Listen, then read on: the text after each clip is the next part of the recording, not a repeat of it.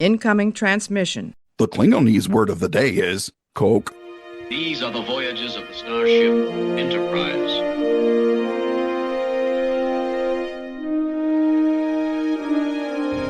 So, this is a huge victory for the good guys. Scotty, beam me up. Resistance is futile. Live long and prosper. Boldly go where no man has gone before.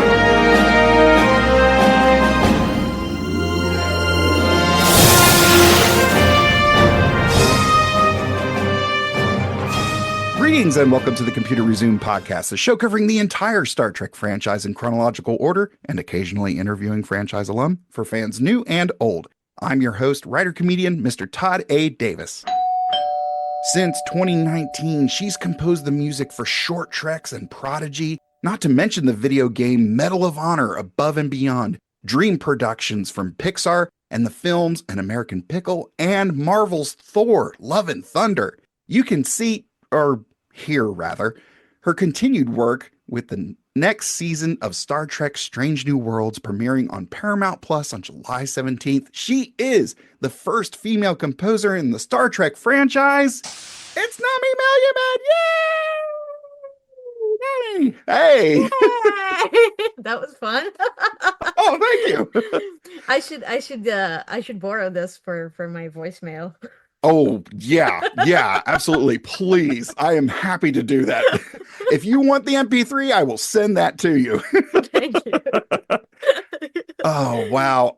Thank you so much. Yeah, I kind of just want to dive right in. Okay. First of all, you are a super busy lady doing all kinds of really fun, cool stuff. But one of the things that you've done, a lot of my research is actually comprised of you going on other podcasts and being very in touch with the fandom. You've said in numerous places, you're a big Trekkie. So how's it going from like one side of the fandom to being inside and still being a Trekkie? What's that like for you? That's such a good question. And thank you for having me. It's always exciting to talk about Trek and to nerd out about it and to nerd out about the filmmaking part of it, but also, the outcome. So yeah, I mean, it's interesting because I view it always from the perspective of the viewer, like as a Trekkie really, and it's interesting because a lot of times like our showrunner Henry will be very excited to in our first spotting sessions every episode, because I usually don't see the episode before we meet. And so when we meet and it's the first time I see the episode, he sees my reaction and he kind of comes to conclusions from that. Like, does this work? Is this funny? Is this like emotional? And I'm very transparent in how I react. So I think he's actually using that as a bit of perspective and guide of how it's gonna be accepted by the Trekkies. Oh, that's great. And yeah, a lot of times I'll have like, I'll ask questions, or I'll be like, how does this fit? Like, what is the reasoning for this and that? And they'll the writers will be like, oh yeah, it's because of this, it's like the stuff that Trekkies would ask online later. And I'm like, how are we explaining that exactly? Yeah. And there's an interesting episode with I guess I can say that, but like okay, I guess I can say that. Like, there's an episode with obviously we see Pike and then there's like a lot of wind in the scene. Sure. And his hair is not moving exactly with the no, of course it's not and moving. I was like, well, is that like a problem in continuity? Like, because like, was there no fan when they shot the scene? Like, are they going to do this in VFX? So I asked if they're going to do this in VFX, and then the answer was like, well, it's like it's like futuristic hair products. It works out. Oh my god, this is a Star Trek exclusive. You heard it here first, folks. It's futuristic hair products. That's what he's got going on.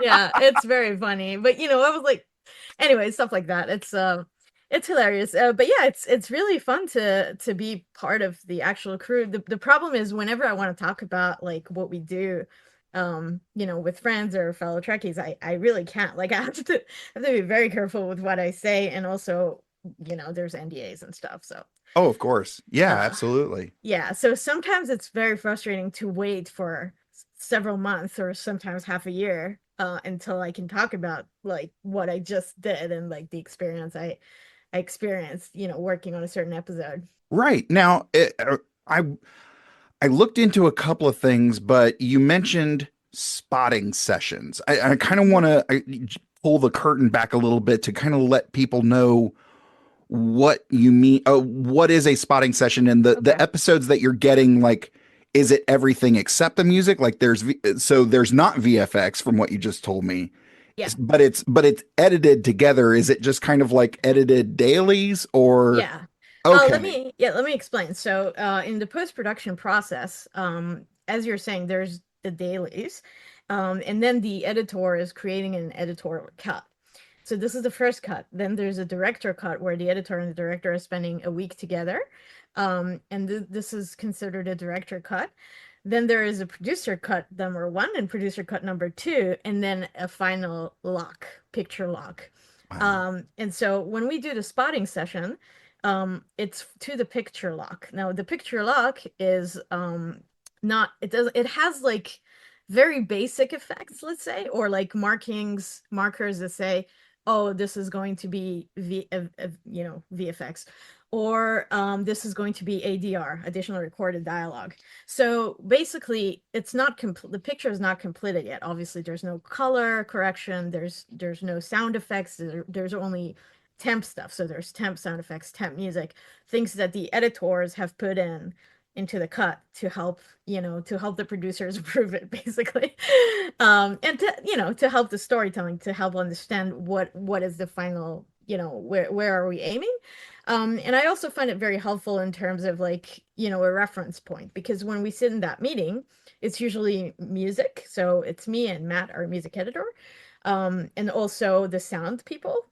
So sound effects editor, additional recorders, the mixer. Actually, the mixer is usually not on it, but like the editors who are doing the sound, and then obviously our showrunner, our producers, and usually the picture editor as well. Sometimes the writer of the episode shows up, not all the time, but like occasionally they will. Henry is very collaborative in that way.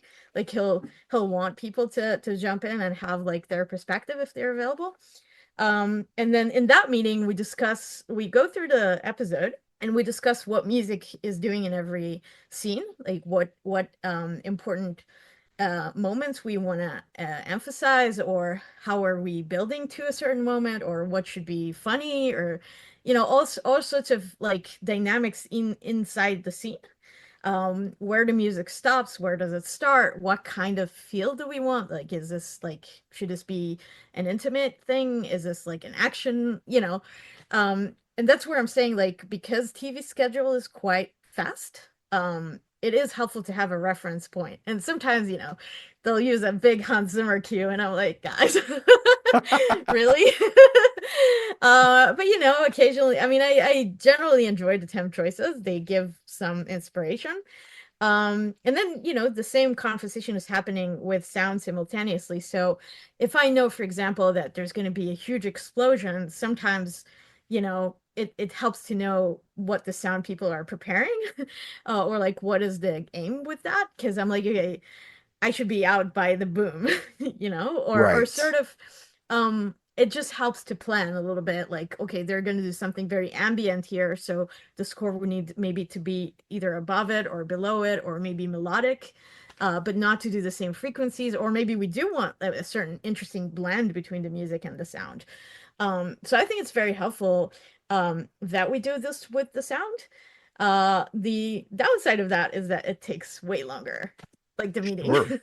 Yeah, I can imagine, like, I mean, because from what I understand, shooting takes at minimum a week, like principal photography. And I Yeah. mean, if you're shooting 8, 10, 12-hour days or more, that's a lot of footage because the final thing is 45 minutes, Yeah. give or take.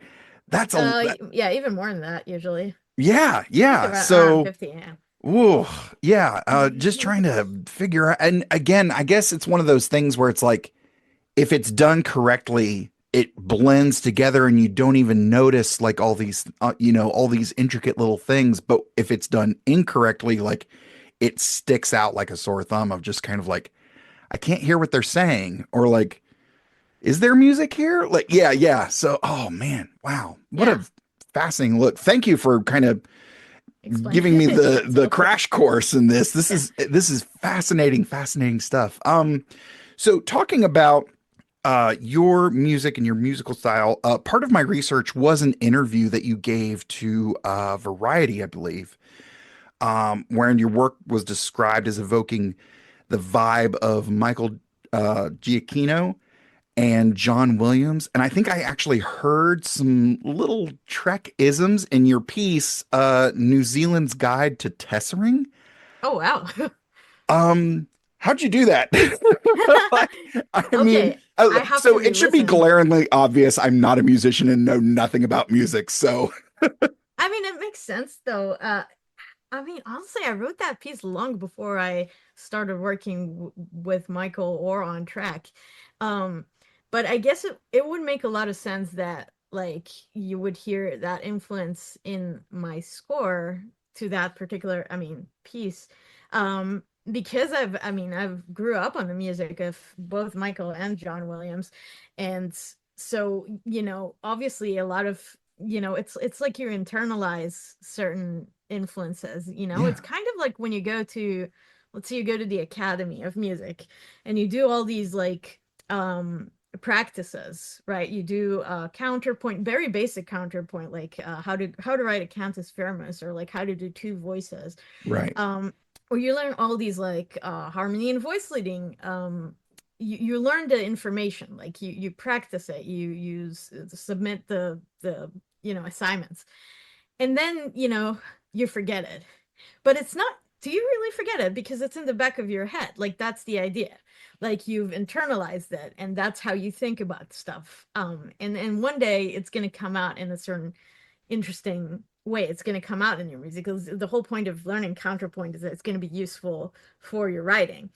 So I feel in a similar way, because I'm so familiar with both of these gentlemen's work and vocabulary, and that's been for, I don't know, probably 20 years at this point. Oh gosh, yeah. It influences you. And then the New Zealand piece was an orchestral piece, so obviously it shines better when you do an orchestral piece like that, those styles.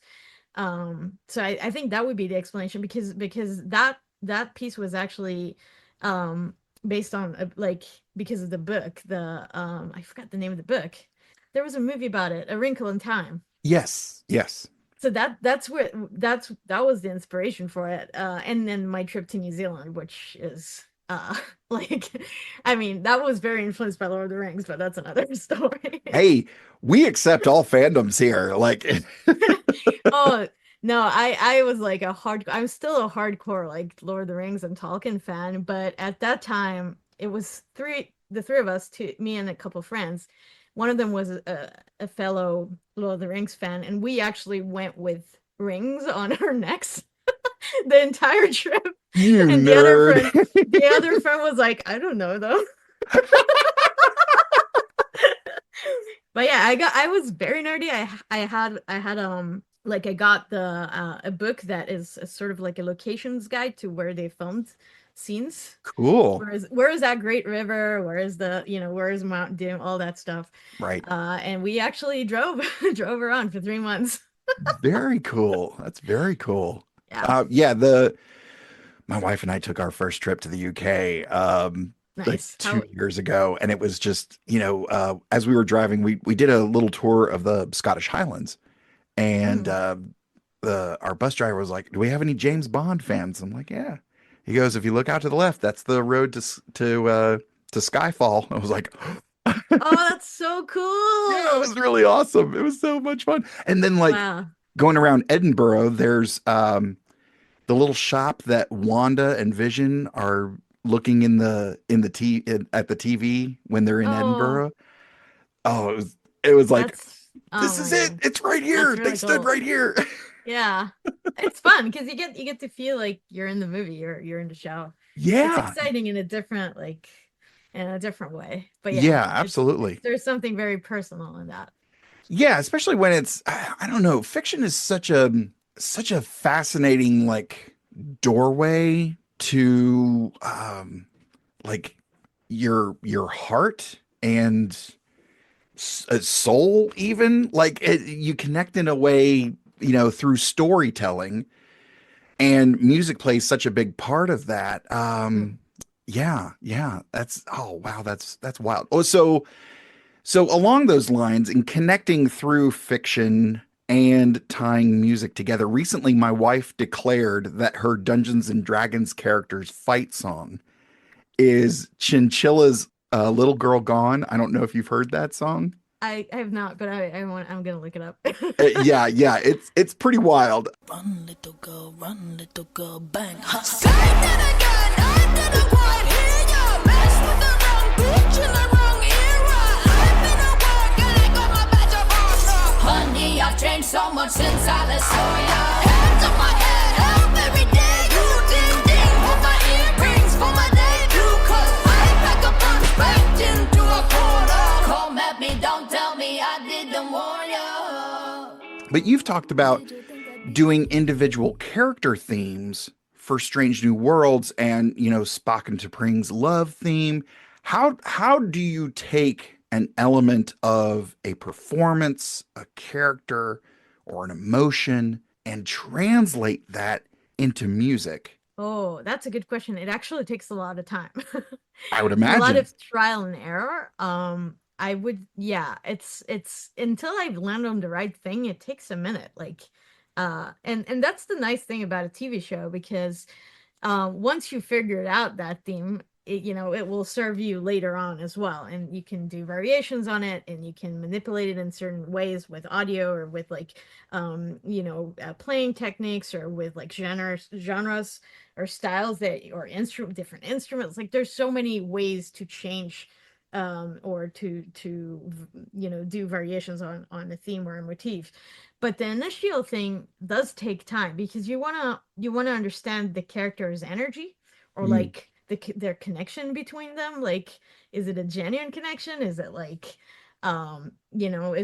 a lustful relationship? Is this like a true friendship? Is this love? What is it? Like, is it tension? Like, if you look at Dal and Gwyn, for example, in Prodigy, there's a lot of tension in those first few episodes. And it's like, but it was friendly tension. Like, it was obviously really like each other, even though, it was teasing. There's a lot of, so sometimes it takes a minute to find the right balance there, and I feel like the T'Pring and Spock theme was a lot of trial and error until I landed on the right thing.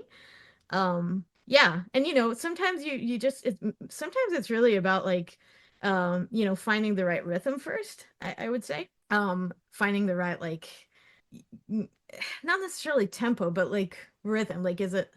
I don't know if I'm explaining this very well. I'm sorry, no, no, but like I'll look at things like in the way that the picture is edited. Some like a lot of that would that's what I mean by rhythm. Like, how is it edited and like where the music falls, like where the music needs to make how will the music make it breathe better? Or like how does mhm. it flow better?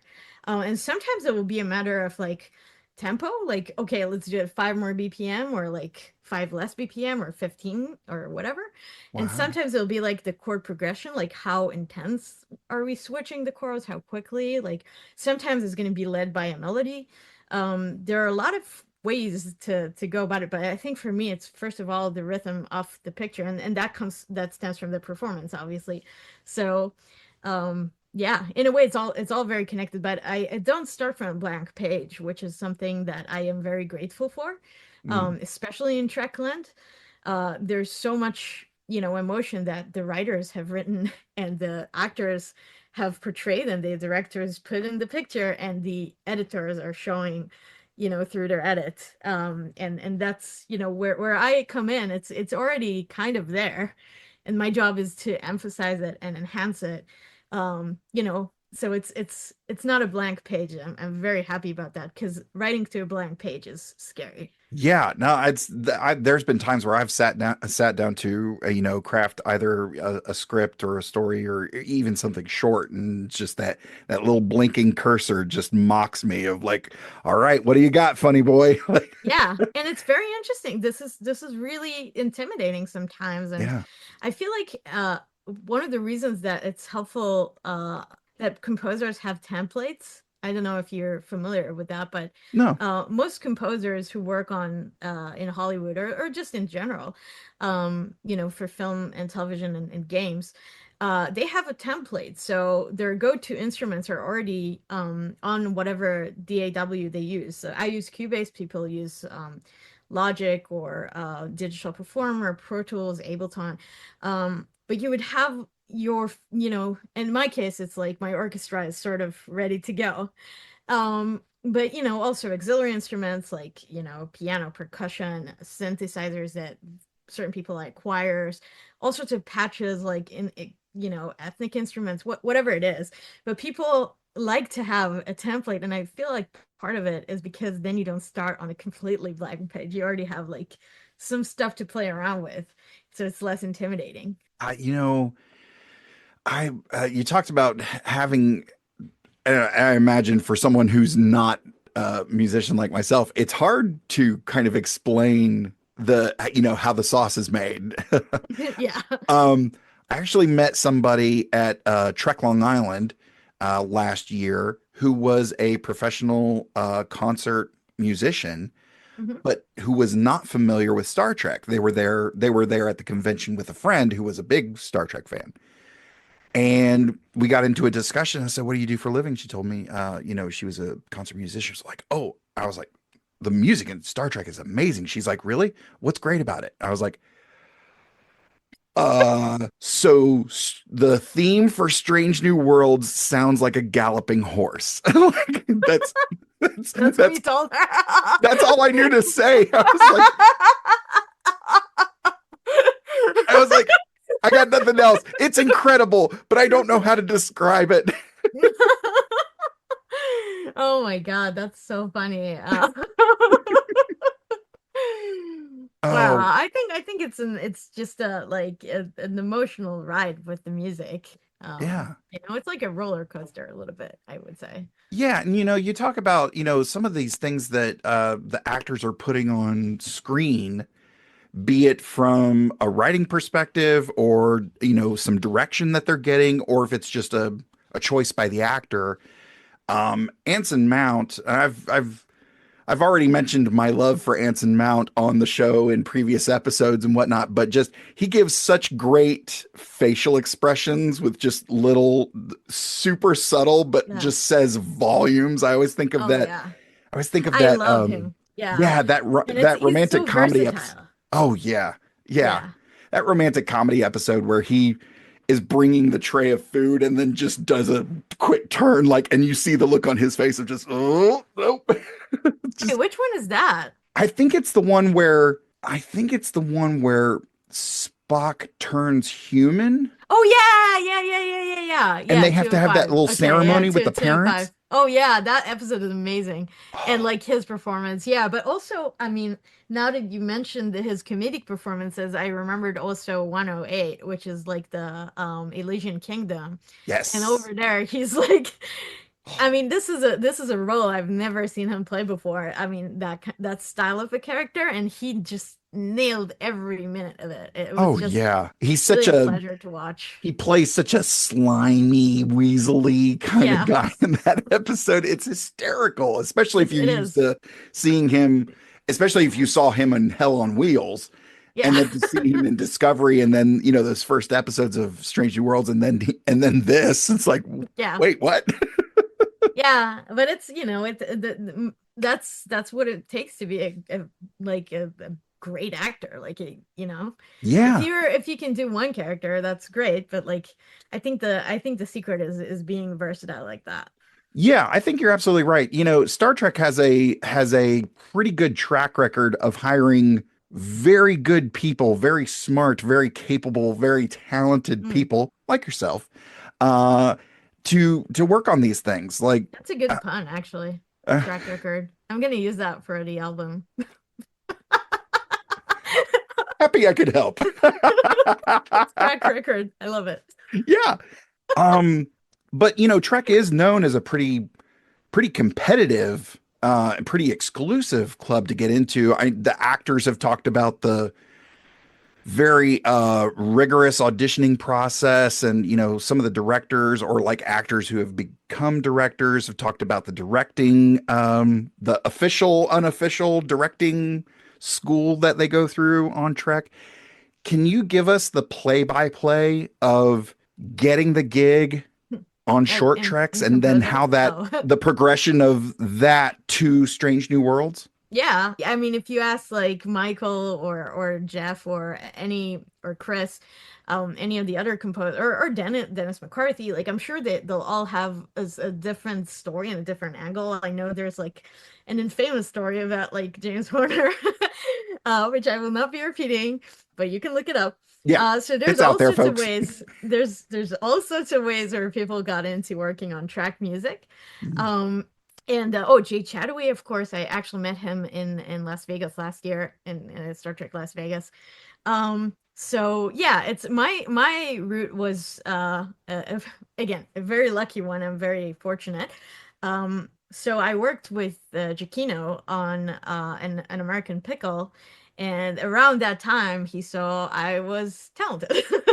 And I was very good with picture, and I had a good sense. I mean, I'm still pretty good with picture, and I had a good sense to to drama. And he mentioned this to Alex Kurtzman, who's the main producer of Star Trek, the Star Trek franchise in general. He's the head of the Secret Hideout. And then they called me to do a short track, which I think in a way was sort of an addition really to more things, because the short track is quite short. It was about 15 minutes, I think, maybe even less. Yeah, It was sounds very about right. short. It was short. And I got lucky because it was a short about like for Spock's first day on the Enterprise, and I kind of felt the same because it was my first day on the Enterprise. Uh, and I tried to contain my excitement like a Vulcan would do. And I failed to do that, just like Spock on that episode. So it was a very similar trajectory, and I think I captured the feel of the character pretty well through the music. And so this was a very quick process. I think it took maybe a month or maybe a month and a half till we were done. So it was a spotting session, then maybe a round or two of revisions. Then we went to the orchestra, recorded it. It was a smaller ensemble, not what we have on Strange New Worlds or Prodigy. And then, off to the dub. So it was a very quick turnaround, but I think they liked what I did. And so then they reached out about like doing Prodigy. So the idea was that Michael would write a main theme and I would write the rest of the score, which ended up being 40 episodes. And I think that worked out really well. But at the time I didn't, I worked on the pilot and I submitted like my mock-ups, like here's my version of what what's gonna sound like. So this is what I called like first pass. And then we had a long meeting where the showrunners and Alex, of course, gave me so many notes. Like, Oh, wow. it was just notes from the beginning to the end. And then after Alex had to leave the call, Kevin and Dan were like, "Okay, we'll give you the rest of the notes." So this was like, I felt like it was, but they said we like this and this and this, but blah blah blah blah blah. And I was like, "Oh my God, I have to change everything. Like, I'm gonna get fired." So it was a shaky start, but we finished a call, and then a few minutes after that I get an email from Alex's assistant, and they're saying like, "Oh, can you hop back into Zoom? Alex wants to meet with you again." And I'm like, "Oh my God, he has more notes." And then he actually he was like, "So I wanted to talk to you. We have another show and it's Strange New World." And what do you think about doing the music? And that's like, that was completely unexpected, and I was like over the moon. And obviously that's not what I thought I was going to get more notes. It was Right. a Yeah. very, It's just very, like, well, give me very well, another phone book of notes. but it was a very welcome surprise. And I was like, okay, well, they did like what I did. They liked it enough to hire me on another show. So, obviously it felt like a great responsibility. It still feels like a great responsibility. But yeah, I think I got the gist of it pretty quickly. And Oh, I have yeah. to say also, on the second episode, there was no notes. No notes from the network. And then we had very little stuff like over the rest of the show. Like obviously Kevin and Dan and Ben for Prodigy would have a lot of great ideas, and a lot of, there would be some back and forth, but nothing as that like huge like Yeah. happened on the first episode. So I think I just needed to understand the direction of what we're going for. It takes Yeah. a I, minute. I think, and again, correct me if I'm wrong, but like looking at the short trek that you did, Q&A, which really is kind of like the precursor to Strange New Worlds. Yeah. Um, but Prodigy and Strange New Worlds are very different shows. And even within the Star Trek universe, like Prodigy was very much geared for kids and folks who were not necessarily familiar with Star Trek, whereas Strange New Worlds was kind of a throwback to all of the stuff that eventually wound up in the original series, but with all the modern bells and whistles of, stuff that had, kind of gotten kicked off with Discovery and the Kelvin timeline movies. So looking at Prodigy as these kids find this ship, and it's kind of their journey on the ship, and sort of learning all about this stuff. It's very coming of age, Hmm. which that John Williams music seems to lend itself so well to, of course, Spielberg movies. Most of those are coming of age. And I wonder, like, was there a direction that you had that you recall, going into Prodigy of like, oh, it should sound more childlike or more fun or lighthearted or coming of age? Was that a thought, or was it like, oh, I'm gonna lean more towards the Star Trek, or was it a blending of the two? Am I in the ballpark somewhere? Yeah, no, it's an interesting well, the main direction was don't do it Star Wars. Oh yeah, yeah. Like, yeah, That's I good mean direction. the John Williams reference is, because it's very tempting to do that. Of But course. like you always, it's always more Goldsmith than Williams. And I feel like that was one of my bigger influences there.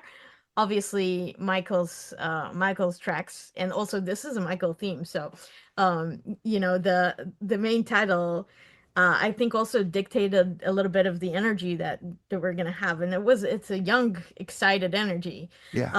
And then you're led by the characters the whole time. So again, I feel like my music is very character driven. So just watching those characters, and even before watching that, actually, like, this is even when I did sketch I this is a show where I actually did sketches based on scripts.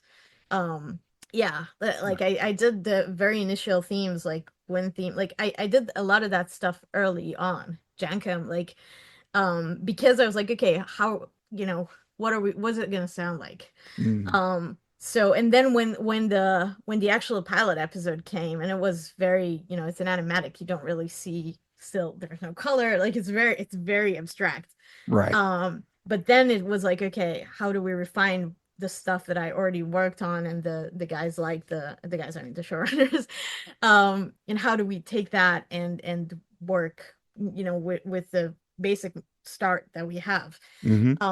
I think the direction was not necessarily childlike. It was actually cinematic. Like, try to go big. Yeah. Um, try to go big, try to like make it bigger than it is.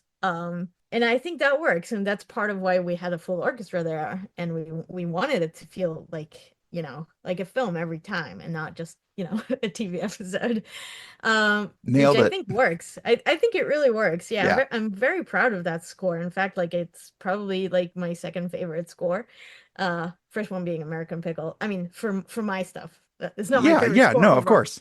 But I'm very, very proud of it because of all the thematic work and the fact that like I could do a diviner theme in episode 1, and by episode 20 and even by episode 40, it's like have all these like different ways of of using it as the character evolves and changes and matures.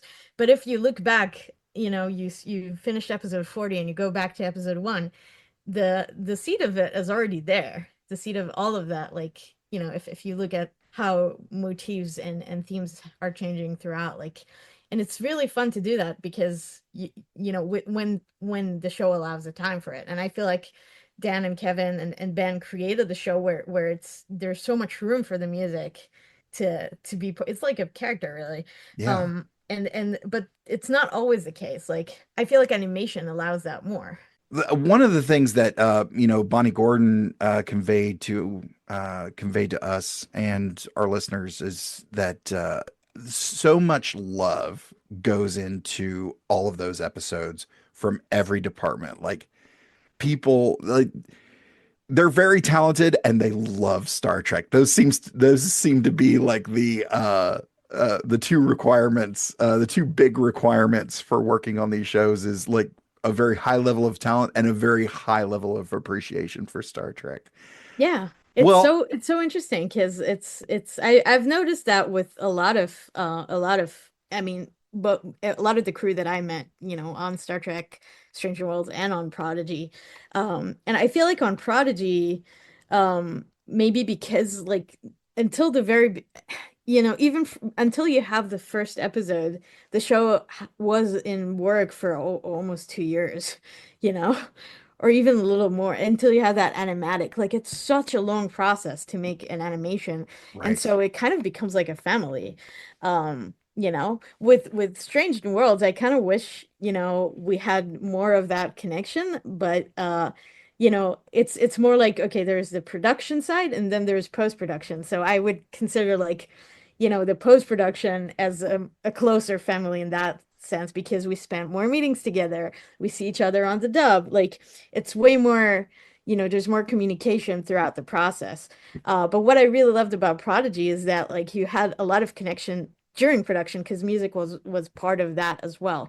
Yeah. I mean, technically it's post, but I was involved from very, very, very early on, which is really cool. Oh, that is cool. Yeah. Yeah. Well, we've talked a little bit about Strange New Worlds, and of course, the fandom is chomping at the bit for the new season. Mm, me too. What, if anything, can you tell us about Strange New Worlds season 3? Because Oh. I'm dying. I'm dying over here. Yeah, there's 10 episodes. I think you know Okay, that all already. right. Everyone knows that. Breaking news! Breaking news! Pike is in it. Oh, okay, good. Oh yeah. All right. So Pike. Uhura is also in it. Okay, good. Yeah. It's about the Enterprise. They're in space. But yeah, no, I can say that like there's one episode that blew my mind away. And it actually took the Inner Light out of the first place for me. And Ooh. now Inner Light has become second favorite episode of all time. And Okay. this episode has become first. And I really felt like I mean, I'm very curious to see the reaction of Trekkies and viewers in general, to see if I connected so strongly because of a personal level, like because it reflects a lot of what I wish for myself or like for my community. Can you Or expand on that a little bit? I don't think I can expand without people seeing the episode. So Okay. All we right. can discuss that next time after it airs. Sure thing. But sometimes as a composer, I get to see the story a long time before the rest of the world. Right. And so I translate it the way I feel like that story is very universal and people will connect with it, but also I view it from the perspective of Nami, who is, you know, with all the background of where I come from, or like the sum of my experiences. Obviously, every person has their own sum of their experiences. Of course. So I sometimes I wonder, like, is my score is a reflection just of the story, or maybe how I perceive it because of, the emotions I feel toward it in a way that, like, because it's a reflection of what I wish or what I want, or like what, how I see this translate into the world. So it's Yeah. it's interesting. But anyway, I felt with this episode, I first of all I cried a lot. So that's probably Oh, a hint to where this episode is going. I Um, cry at the drop of a hat, so yeah. I'm right there with you.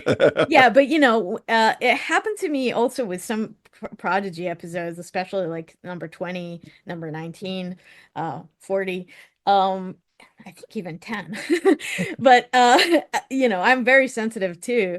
But when I, repeatedly see a show and I still like, as I work on it, I find it like, it works on me. I get very, I'm like, I know this is gonna be a really good episode.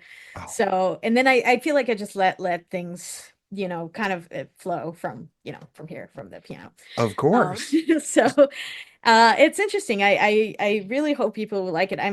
Yeah, I can't wait actually. So So sadly I'll need to wait a little bit longer. this will be my last sort of Strange New World season 3 digging that I'll Mhm. ask, and I'm going to try to be careful about what I ask because I know there's not a lot that you can say, but I will say like what we've seen in Strange New Worlds one and season 1 and 2 is that every episode's kind of like a little mini movie, Mhm. and with that comes the appropriate music. Like the rom-com episodes are going to sound a lot different than the episodes with the Gorn.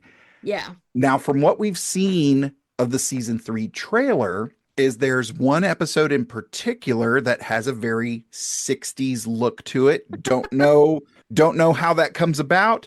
Don't know how much that entails. But what I will ask is with things like that, do you get to experiment with other types of music and genres and styles from particular time periods when it's things like that?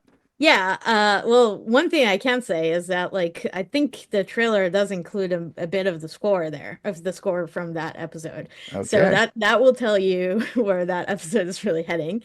Um, and yes, on season 3, uh, we used different ensembles. I guess that would be an appropriate answer. We had episodes where it was our, very beloved orchestra. And then there were episodes where we added percussions to it, and there were episodes where we added guitar for it, and there was one episode where we didn't have an orchestra. It was just a smaller ensemble, just strings and guitars and like other things that you will hear. So with that, yeah, I think that season really allowed to explore different ways to do music for Star Trek. And as a composer, I think that's a cool challenge because you still have to be within the realm of, our show. The Pike is still Pike. Right. Spock is still Spock. But obviously, I mean, in every Star Trek episode, you can, you go to a certain planet, say, and there's like the feel of that planet, and or like a theme for a new character that comes in, Right. or like the pirates or whatever. Like there's so many ways Oh, to do, sure. and that's where I mean those variations come in. Like you get to experiment, you get to do different things. I have just started season 4, and that's I know it's 401. And I know I already know that it's going to continue like those explorations, which is fun. It's like, it's basically going boldly to places where Trek has not gone before, and I think that includes the music. You know? Absolutely. Yeah. Well, thank you for revealing as much as you could Yeah. about season 3. I am super excited for it.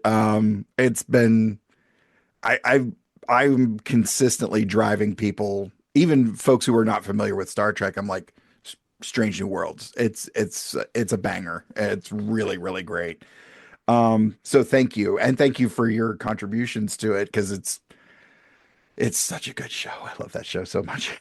Yeah, and it's again, it's so fun to get to try. I mean, in different things, like as you say, like there was this romantic episode with, the alternate timeline of Lon and Kirk.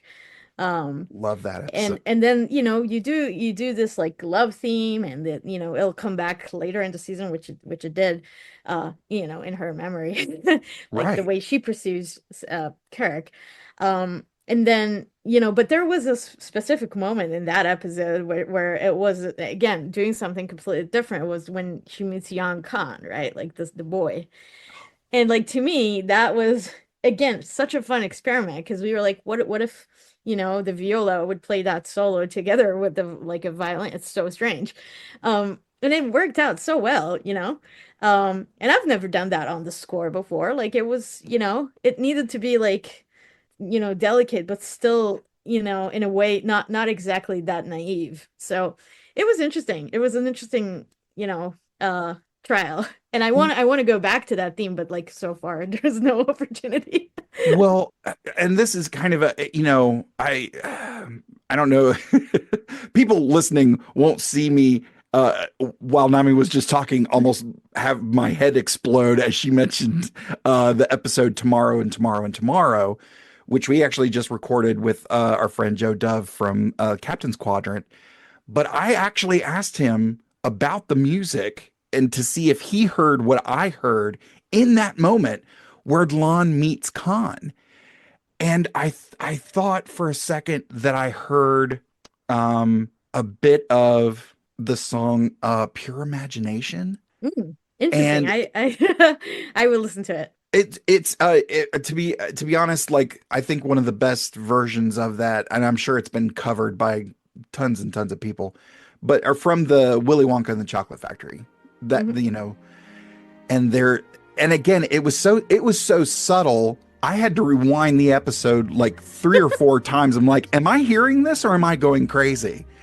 But it made me kind of take this journey down of character exploration of like, why am I hearing this while I'm seeing this particular interaction? And it made me think of like, Okan is a kid who doesn't get to have pure imagination. He doesn't get to be a kid. And some of that is coming into focus for Lon. And this whole thing, if you want to view paradise, simply look around and view it. Khan doesn't get that. And some of those things, and I'm gonna wrap this part of the discussion up because I can feel I'm about to start crying. No, I mean, it's fascinating. I now I kind of want to listen to the song and the lyrics and the context of, It was because like, it was not intentional, but now I'm very curious. yeah, there was a to, little, to it was hear like it a, again. da-na-na-na. It was, again, it's really Mhm. short, it's really subtle, but I was like, it took me, the rewinding was like, I know I've heard that little da-da-da-da, like I've Mhm. heard that before. What is that? And Da-da, da-da-da, yeah, da-da-da-da, da-da-da. Yeah. I think this is what I call happy accident. great. Yeah, it didn't dawn on me of just like, oh, I'm gonna talk to Nami. I'll have to ask her about it. But as soon as you mentioned it, I was like, oh, I've talked Yeah. about the music of this before. Yeah. It's one of these moments again, like I explained in animation, like when there's suddenly more room for the music to give, to take control, not control, but like to be at the forward of the moment. I love Yeah. that stuff. Oh, yeah, it's so great. So, again, thank you for everything you do. But let's go back. And one of the things that I normally ask someone who comes on with a very specific skill set, and who is also a big fan of Star Trek, what came first for you, music or Star Trek? I think a lot of Trekkies will be disappointed by this answer, but music came first. Oh, that's great. Music came first, and the music of Star Trek also came first before Star Trek. So my introduction to Star Trek was actually the Jerry Goldsmith theme. That was the first time I was like, what is this great score? Right. Yeah, music was something that was present in my life since I was 8 years old. Like the Mm, studying an instrument and like playing and taking lessons, being in an orchestra, playing ensembles, playing combos, writing. This all was prior to my interest in sci-fi or in film. Uh, Slowly, it kind of became a together thing. So music and film and TV became connected. mm. Like I understood that like what I the a big part of what I love about like storytelling is the background music that comes with it. Yeah. So, like the emotional aspect of it isn't reinforced by the music. But yeah, the music was first. It's uh it's Well, interesting. what was your instrument of choice? I've seen some photos of you with a flute, but Hmm. was that your first instrument? No, flute is definitely an instrument of choice. I love it and I still play it. It's actually here, Oh, right yeah, there behind it me, is. but right behind me. Cool. Yeah, I pick it up a lot. Like I love improvising and I'll still like this would be, the instrument I choose if we jam, like or friends come over or if I go somewhere, it's easy to pick it up. It's easy to and I just love using it and playing with it. And it's very versatile. You could play, songs, you could play jazz, you could play anything really. But it's not the first instrument. The first instrument is piano. I Mm, started piano when I was 8. And then the second instrument was actually oboe. interesting. Yeah, not a lot of people know that, but like when they started a school orchestra when I was 9 years old, Mm. and the conductor was the person who sort of assigned instruments to the kids. And I think he saw me and thought, "Oh, this girl's stubborn. Like she's got the chops for the oboe." Because you have to be very like you have to really want it. Oh, wow. Yeah, it was hard to produce sound. Unlike piano or guitar, where you just you pull a string or you press on a key on the keyboard and it will sound. Some instruments are more difficult to produce sound, like oboe or violin, let's say. Right. I tried for 2 years and I actually enjoyed it. I miss it. One day I will go back to the oboe. There was a couple of things that were a little problematic with that oboe. First one is that it was hard to breathe, like, and it was very hard to produce the sound. And I don't know if people are familiar with the oboe, but like when you play it, you basically hold it very close to you. It's like kind of like you hold a recorder, Mm, but so your body is it can be very intense. Like you're like closed up in a way. yeah. And then so it's not really my personality. And then the other issue with it was that I would break the reeds all the time. And the reeds are very these Oh, little delicate, I don't know if it's bamboo or it's very like delicate. You can yeah. break it very easily, and every reed was about $30 at the time, Ooh, which is a lot. yeah. When you add that like twice a week or once a week, you break the reed, and then you pay for lessons, you rent the instrument, like it becomes like a big expense. Yeah. And at some point, my parents suggested like, what if we change to the flute? And my aunt was playing the flute, so I was like, oh, this is cool and interesting. And the flute, like, first of all, it doesn't break because it's metal. Of course. And it's easier to produce sound because you just it's just a fact. Yeah. And then you play it like you are totally, your body is like completely, you hold it up in the air, it's open, it's like it's out there. Yeah. So in many ways I felt the flute was a very good fit, and I played flute ever since. And then I also picked up a guitar. This was a few years later. Hmm. My cousin was playing one summer, and we had a family vacation, and he was playing, and he was so cool. And I was like, oh, I want to be as cool as my cousin. Of course. And then he gave me this chord book so I could learn how to hold it and how to play it. And he showed me some stuff, very basic songs. Obviously the Metallica one that everyone, Nothing Else Matters. That's the Of first one you course. always learn on Everybody guitar. learns that. Yeah. But I learned a lot of other like rock classic, like Wild Horses, like that kind of stuff. It was really nice. And yeah, so that's how those instruments came to be. And then, slowly I picked up many other instruments, and I'm still learning the clarinet. It's been a few years now that I don't have Wow. time, but whenever I do, I do like to pick it up and try things. That's cool. Yeah, you Yeah. mentioned your cousin, your aunt.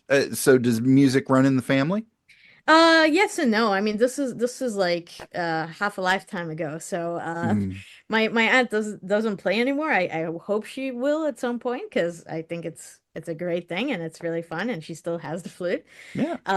Maybe I'll send her this podcast. Hey. Ruti, pick up the flute. And my cousin does play for fun, but like it's just it's a hobby.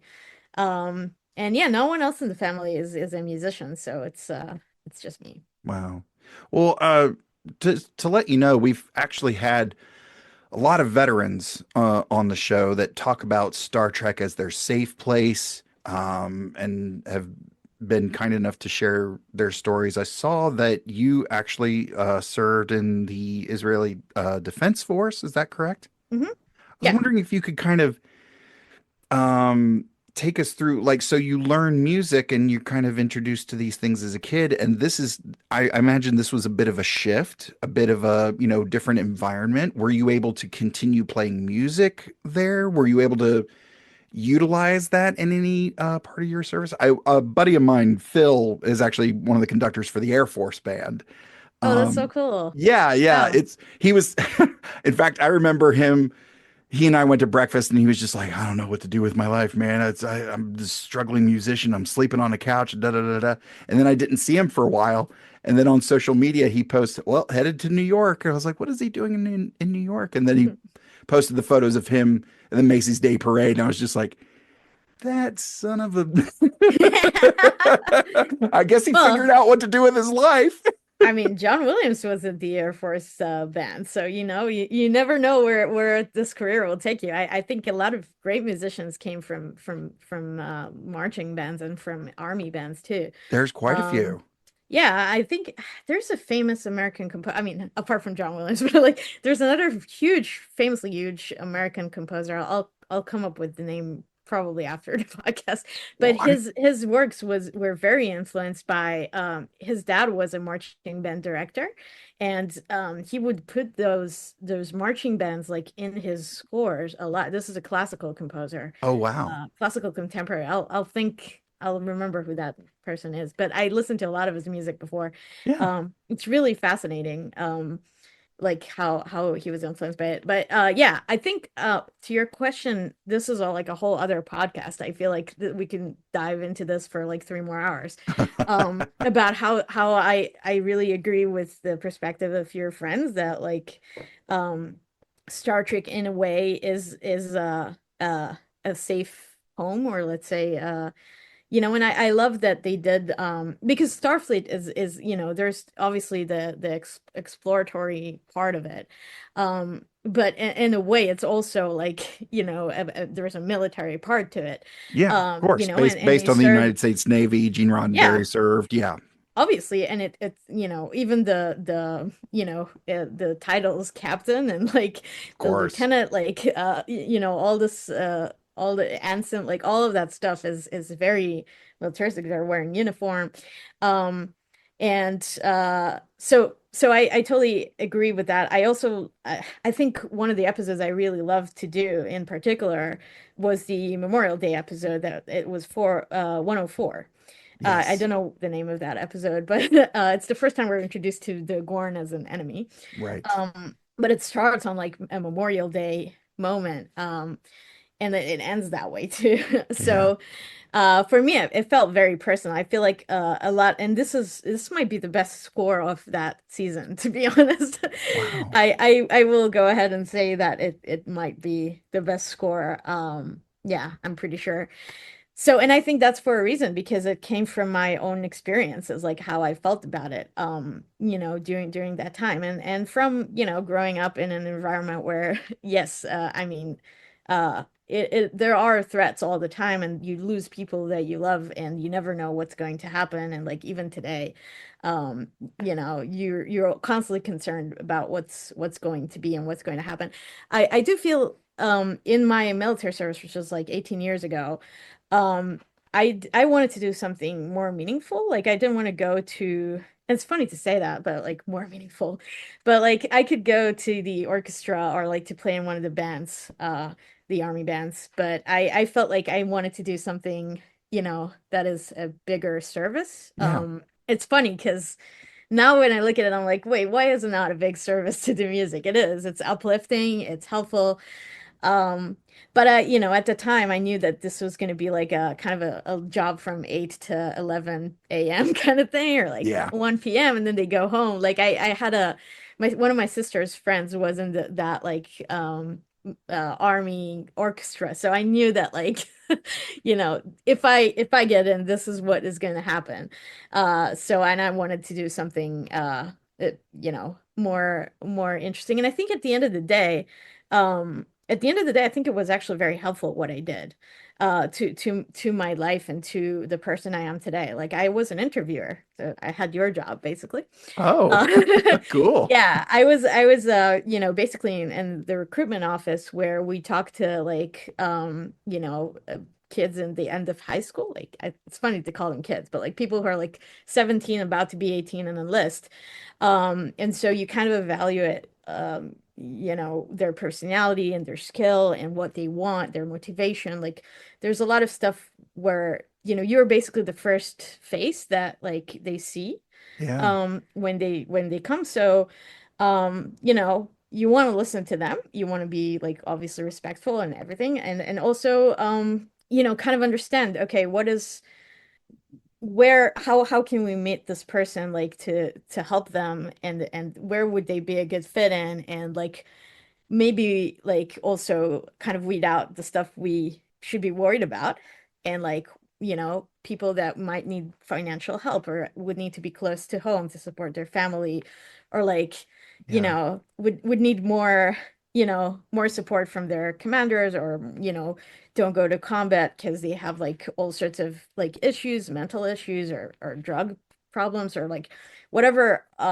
things that may cause an issue. So it was a lot of people skills actually, and it was a lot about learning about the world, because I was this kid from a nice neighborhood in kind of not Tel Aviv, but like a suburb of Tel Aviv. So it's a very specific life that I had until I was 18. And then I go on to I was serving next to the Sea of Galilee for a long time, and then in Jerusalem. And so it's very different communities that you meet. You meet like Orthodox people, you meet religious people, you meet Druze people, you meet Bedouin, you meet Arab people. Like it's very interesting to see the society around you. So it's kind of like out of your bubble, and in a way it's kind of like Star Trek because it's like infinite diversity and infinite combinations. I feel like Israel Absolutely. is very, very much an embodiment of that. And it's funny because like today people will call Israel in different names without knowing all these facts. Like they're like, oh yeah, Yeah. white colonized, whatever. But like the fact is, like the majority of Israelis are actually not white. So it's very interesting that like it's actually a place with a lot of diversity. So yeah, just the thought. But I feel like the military service gives you a lot of resilience and gives you a lot of persistence and like sense of discipline and self-discipline. Yeah. That is very helpful in your career moving forward. So and obviously your contribution to your society, or to it's just you become independent very quickly. And I feel like all these skills are very useful when working with people Yeah. in Hollywood and outside of Hollywood too. And also it made me realize I'm really fascinated by stories, by storytelling, because I Yeah. met 6 to 7 people every day where stories I've never heard before, and I got to dive into them, because like sometimes an interview would be very quick, like 30 minutes, but sometimes it could go like 2.5 hours depending on where the story takes us. And Right. like how a deep dive we're going. And I found it fascinating. It was really fun. And like some of these stories I still remember till today. And Wow. I'm like, I wonder what happened to these people, you know? I hope they're Yeah. good. Um, But it's fascinating. It's really fascinating. That's what I'm saying. It could be a whole podcast about just that. I was gonna say, I think maybe we need to. I'll soft pitch you a, coming back on the show just to explore this in light of Star Trek and veterans who have served, and maybe we can sort of dive into that a little bit more because Sure. the stories that I've heard, the stories that I have, the stories that my father has from his service. Where did he serve? He was in Vietnam. Wow. He was in the Marine Corps. Wow. Yeah. And the stuff that I've been able to get him to tell me because he didn't want to talk Yeah. about a lot of it. But the stuff he did tell me was like sobering Yeah. to say the least. And I think because I think I'm a few years older than you. 9/11 happened my senior year. So a lot of the guys I played Oh, football with, their post high school plans changed that day. yeah. Um, and yeah, it was, looking at stuff like, my good friend Patrick Cunningham, who's a comedian and served United States Army.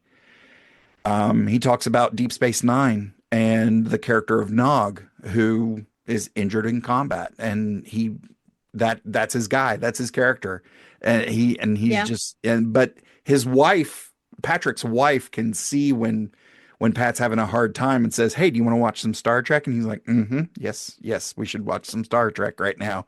But anyway, I just wanted to Yeah. talk about that a little bit, and I appreciate your service. And it's tough out there. It's an experience that not a lot of people will have Yeah. and understand and truly appreciate. So, thank Yeah, you. it's interesting. I agree, and yes, I mean we could talk about it. I feel like this is something. I'm sorry, just one more thing. Yeah. There's mandatory service also. I mean, not just Israel, but like Korea, like Mm-hmm. South Korea Mm-hmm. and Switzerland, and Mm-hmm. I feel like there is a value to that. Very And I much. really hope that like they would adopt that like or some kind of a social service, some kind of give back to the people around you. I Yeah. feel like that really it doesn't only serve the society, it serves you too. Yeah. And I'm very glad your dad came back Me too. and rebuilt his life, and it sounds like he got a good son. So Oh, thanks very you must much. be very proud. Every time I try to explain to him what I do for a living, he's like, "Really? It's all about Star Trek?" I was like, "Well, it's more than that, Dad." He goes, "You're not telling jokes anymore?" He's like, "No, I still tell jokes. It's just, don't worry about it." Yeah. Um, well, going through, again, moving through kind of, taking big steps through the timeline of your life here and your career. Um, we've explored many resumes of folks working on Trek here on the show. We almost always talk about the writers, the directors. We don't have a chance to talk about everybody. But you by far have worked. I think you have worked on more shorts and documentaries than anyone else we've talked about Mhm. on the show. Um, the first being On Tiptoes in 2009. Is that Oh correct? wow. That's like Yeah. forever ago. You Yeah. dive deep. Okay. So, was there something that kind of drew you to these early on, or was it an opportunity that Mhm. presented itself and you just dug it, or based on your numerous awards and your level of skill, are you just that damn good, like that people just seek you out for Well, yeah. projects? I'll take the credit, sure. I Yeah. am that good. But at the time I wasn't that good. Mm, So, I really am a strong believer, and this goes to any career. So I'm a strong believer that you create your own opportunity. And so if you want something out there, you have to go and create it, and you have yes. to be valuable for the person, you want to work with. You have to make yourself indispensable, and you have to, to do your best at it. So, those early projects, that this was during the time I was, either before the Academy of Music in Jerusalem or after, like it was around that time. And I actually seeked out these opportunities. I reached out to filmmakers. I posted things on websites where, I was like, okay, I'm gonna try to get a job, or like I responded to posts or messages of like, oh, we're looking for this kind of composer, or like this for a composer for this movie. And I remember pitching. I basically submitted an email to this guy who posted about a movie. And then by the time he got back to me, he said, I already have like a person, but also I have another documentary I've been working on. And then that's kind of how our relationship started. This was Roy. Um, he's the director of that short. Yeah. So this is just an example, but like that led to a lot of other projects with him. And so I mean, those opportunities, I really wanted to go out there and really get hands-on experience with writing.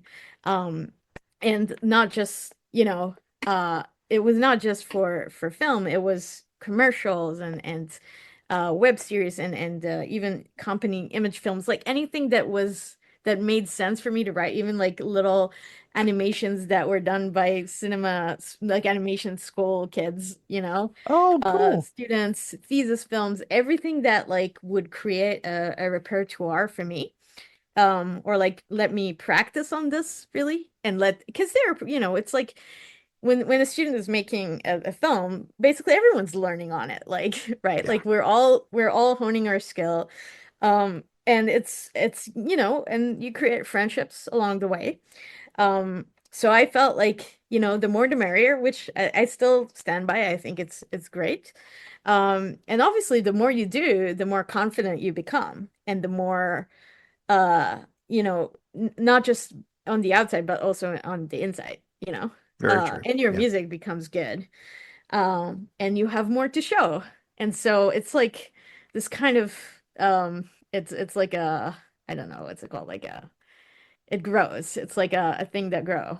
Oh yeah. It's a like a plant, it's Yeah, you put a seed, and then there's like more and more and more, and then ultimately you'll have a forest. So, and a director of a certain movie will be like, oh, we have a screening in a festival, and then other directors see your work, or like the editor of this movie sees your work, and this editor is hired on a different project, and that editor is like, oh, I know Nami, she's great, like you should hire her. And then, this is kind nice. of how it's like a snowball, that in a very positive snowball.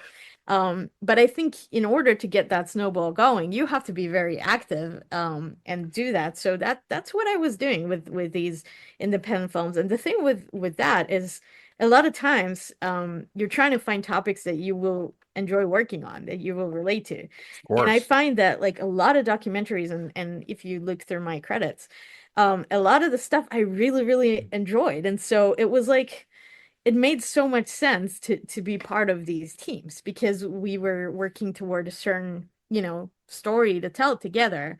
There was like this was already here in LA, but like there's a group called Outfest, like it's a LGBTQ film festival. Mm. And they were doing a program called Outset, where they kind of helped young filmmakers to create a project. So they gave a little bit of budget and mentorship, and like I was like, oh, can I volunteer to do the music, like for a couple of the films? And it was really fantastic, because you get to work with these community of people that you like, and like to do a story about like characters you care about and you want to tell their story.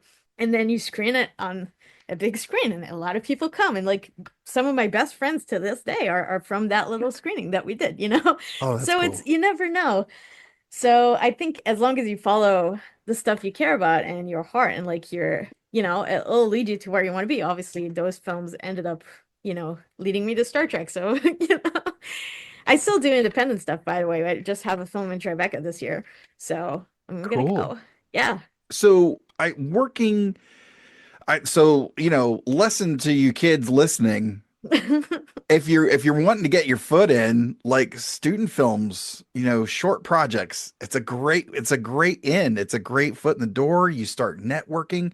Um, Can you take us through? I imagine like working on those and building those relationships and meeting all of those people and getting to work on all those projects and your the level of talent that you have coming to the surface probably led to you working with Michael Giacchino Mhm. on American Pickle.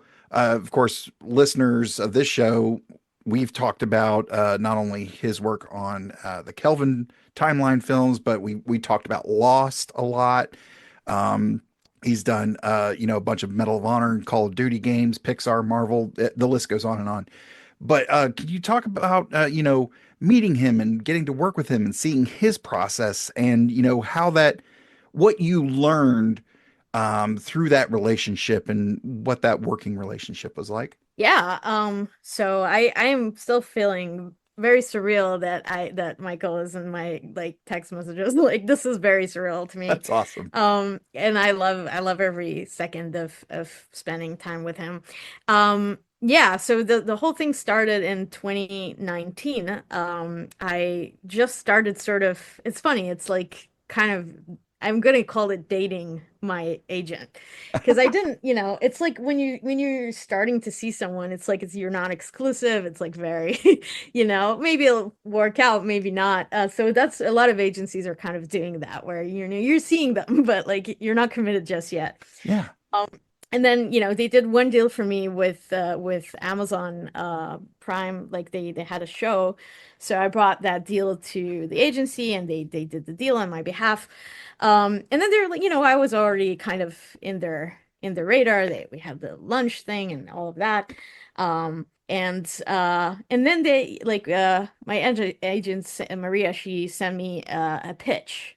This was how it works in Hollywood. Like um, you know, a certain production company is making a movie and sometimes they'll reach to certain composers that they want to hear their reels or their music. Sometimes they'll already kind of have a specific person in mind.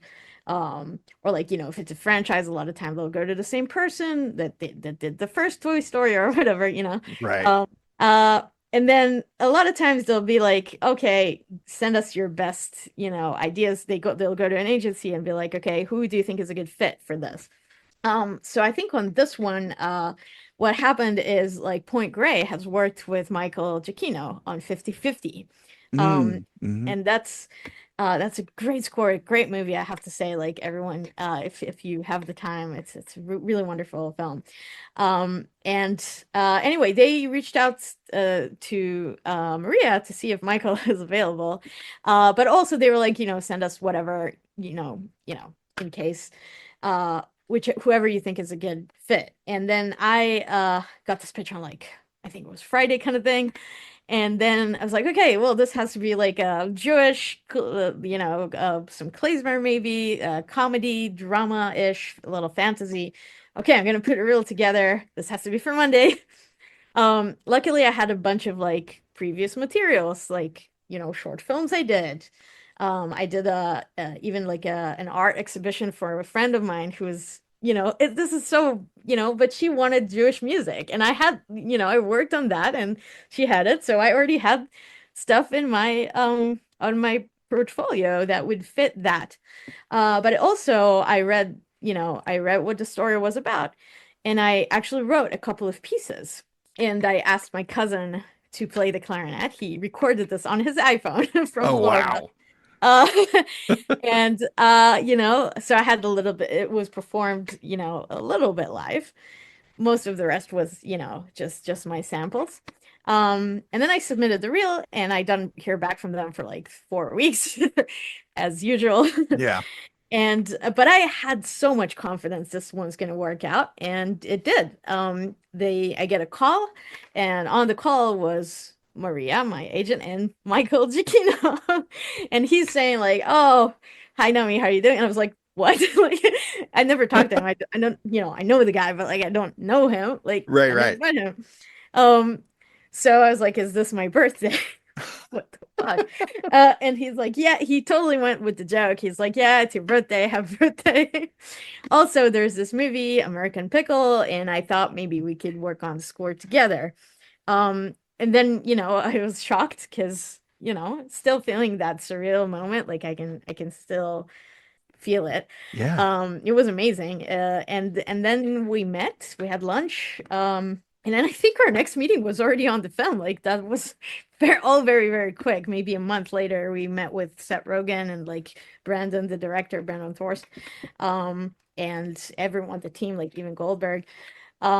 So yeah, it all happened, and obviously the film itself took way longer to do, and there was like a hiatus in the middle, and then they reshot a lot of the scenes, and then they didn't use Yeah. it. Yeah. It's interesting.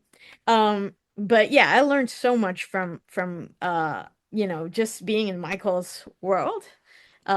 First of all, I didn't know what it was like to work with a team, because coming from an indie world, I was Yeah. doing everything. Yeah. I was doing the orchestration, I was doing the music prep, I was mixing my own stuff. I was doing everything, even calling the musicians to ask them to play something, Yeah. which is called contracting. Mm, I would do all that stuff for myself and for other people, and the gig industry where you're after school, you do everything. of course. And for me, I needed to do stuff in music world, and I was doing all of that, and also for myself. And all of a sudden, I am in a place where, Michael has like an orchestrator, and he has an assistant. And this is, it's like, okay, this is how you work with an orchestra. This is a mixer. Like, this is an engineer. This is a contractor. Like all of Wow. that stuff, I had no idea. And also how to delegate and how to even, you know, and then, so that's on the technical side. And then there was the people skill side, which Michael is one of the most funny people I know. He's just hilarious. Like it's so fun to be around him. And he's very, very smart and like charismatic. And so there's a lot to learn in the way that he, communicates and how he speaks with directors and filmmakers and how he conducts like all of that part of the job. So I Yeah. think that was like amazing stuff you don't learn at school, but Oh, very just much. being there and seeing it. Um, and then, yeah, I mean, obviously on the musical storytelling side, there was, I feel like over there was a lot of fit between us, like, because he saw the stuff I was doing for the Pickle movie, and then slowly, and then, he was like, why don't you just, you write the score. Like he did the theme, I wrote the score. So it was very generous of him to like let me do that. Yeah. But he very much approved the way I was going with it and the way I was thinking about the picture. And so sometimes he would have very, very clever ideas, and I was like, oh, I should have thought about that, or just very little notes that would change the perspective of how you're seeing something as the viewer. Yeah. That would make a lot of sense. So I learn a lot. It's mainly spotting stuff, to be honest. Like he'll be like, okay, I love that, you start this note here, just take the same note, start it like a bar or two earlier, and this would like sort of lead you into like we know that something's coming right before the camera does it. Like, so it creates more tension. Like it's very little things, but they make a lot of difference. Yeah. And I found it very fascinating. I remember on Pickle, there was one thing I wrote, which was this trumpet fun thing. And then he's like, this is so great for the credits. Like, don't do it here. So, sometimes I think as a younger composer or like an excited one, you really need to tame yourself. And I feel like, I learned a lot from Michael in that way too, where like, Mm, okay, this is fantastic. It's not going to be good for this. right. So, be mindful and critical of yourself. So yeah, there's a bunch of, I can continue again, this could be a whole podcast about like what I learned and continuously learn from him on other projects too, like Thor and Borat and like other like I mean Medal of Yeah. Honor, of course. There was a lot of learn, and even on Prodigy, like even on that theme, and he joined one of our sessions, like when we did the title. Uh, so it's really fascinating, just to be in his orbit, really. Well, let me ask you this about because you mentioned with the Memorial Day episode of Strange New Worlds, and you did the music for Medal of Honor. Were you able to kind of channel again some of your experiences with Israeli Defense Force? Like, were you able to kind of channel that into Into Medal the of Honor. music for that project? Interesting. I would say actually no, because Really? yeah, this is a very interesting one, but this also goes to Michael's advice again, so it's all going to tie together. Yeah. Um, but you know, when we in Israel learned a lot about World War II, we learned the very basics of the war itself, like as the, you know, the war maneuvers, like what happened. Hmm. Um, but we learn it mainly from the perspective of the Holocaust and the rise of the Nazism, and like how, and then the end of it where how the Allies sort of worked it out. You know, we learned that, but like not to a point where, you know, it's less of the focus. Mm. And even in my personal story in my family, like my grandpa survived the camps. My grandma was hiding in the Netherlands. Wow. So, and like, you know, the rest of the family is pretty much gone. So you know, from that personal angle, again, like I never experienced the actual story of the war from the perspective of a soldier, an Hmm. American soldier or a British soldier that came and had to, you know, to take over Normandy. Like that's, you know, I know the end of the story, you know, that like that the Russian soldiers saved my grandpa and the British soldiers you know, released the Netherlands. Like they were, you know, my grandma is you know, was very thankful to them till the day she passed. Yeah. Um, but you know, so coming to that story, you know, obviously I have my very strong feelings and my very deep connection to that history. And I'm extremely from an extremely grateful perspective of like I really, you know, I knew what, you know, what effort it was, but I didn't, you know, I didn't channel my IDF experience into there. Hmm. Um, and then the interesting thing was when we talked about the project, Michael actually said like, hey, maybe, you know, here's some reading materials. And I actually really dived into like Band of Brothers, the book. I didn't even Yes. know there was a show. And then I also dived into D-Day, the again, the book.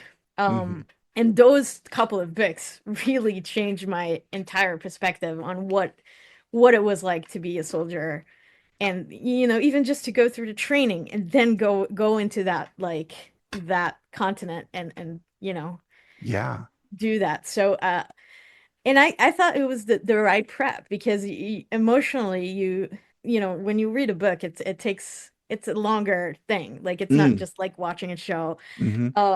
It's like you have to imagine it, you have to feel it, you feel very strongly with the person who's telling the story. Yeah. It's from a first person perspective, a lot of that stuff.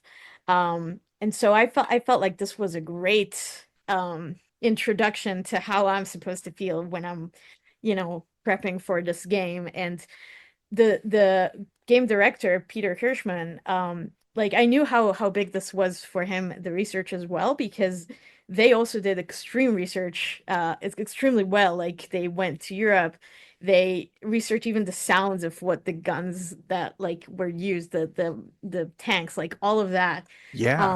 And then they also wanted it not just to be a game where it's a first person shooter, but also that there will be added value. So they added these little documentaries into the game. Those Wow. documentaries were with veterans of World War II, and also this resistance fighter Colette, who was you know 16 when the Nazis were you know, conquered France, and so that movie actually won the Oscar after that. I don't Oh, know if wow. you're familiar, but like it won the Jeez. Oscars, and it's an EA produced film, which is part of Medal of Honor. So, but that all of that added value, and me like scoring a lot of these shorts also, you know, kind of added to the whole meaningfulness of the game for me, and like I think for everyone who plays it. Like it's not just about winning and shooting some Nazis. This was about real people, and Mm. I hope it was reflected in the music, but you know, the stress of what it's like to land there.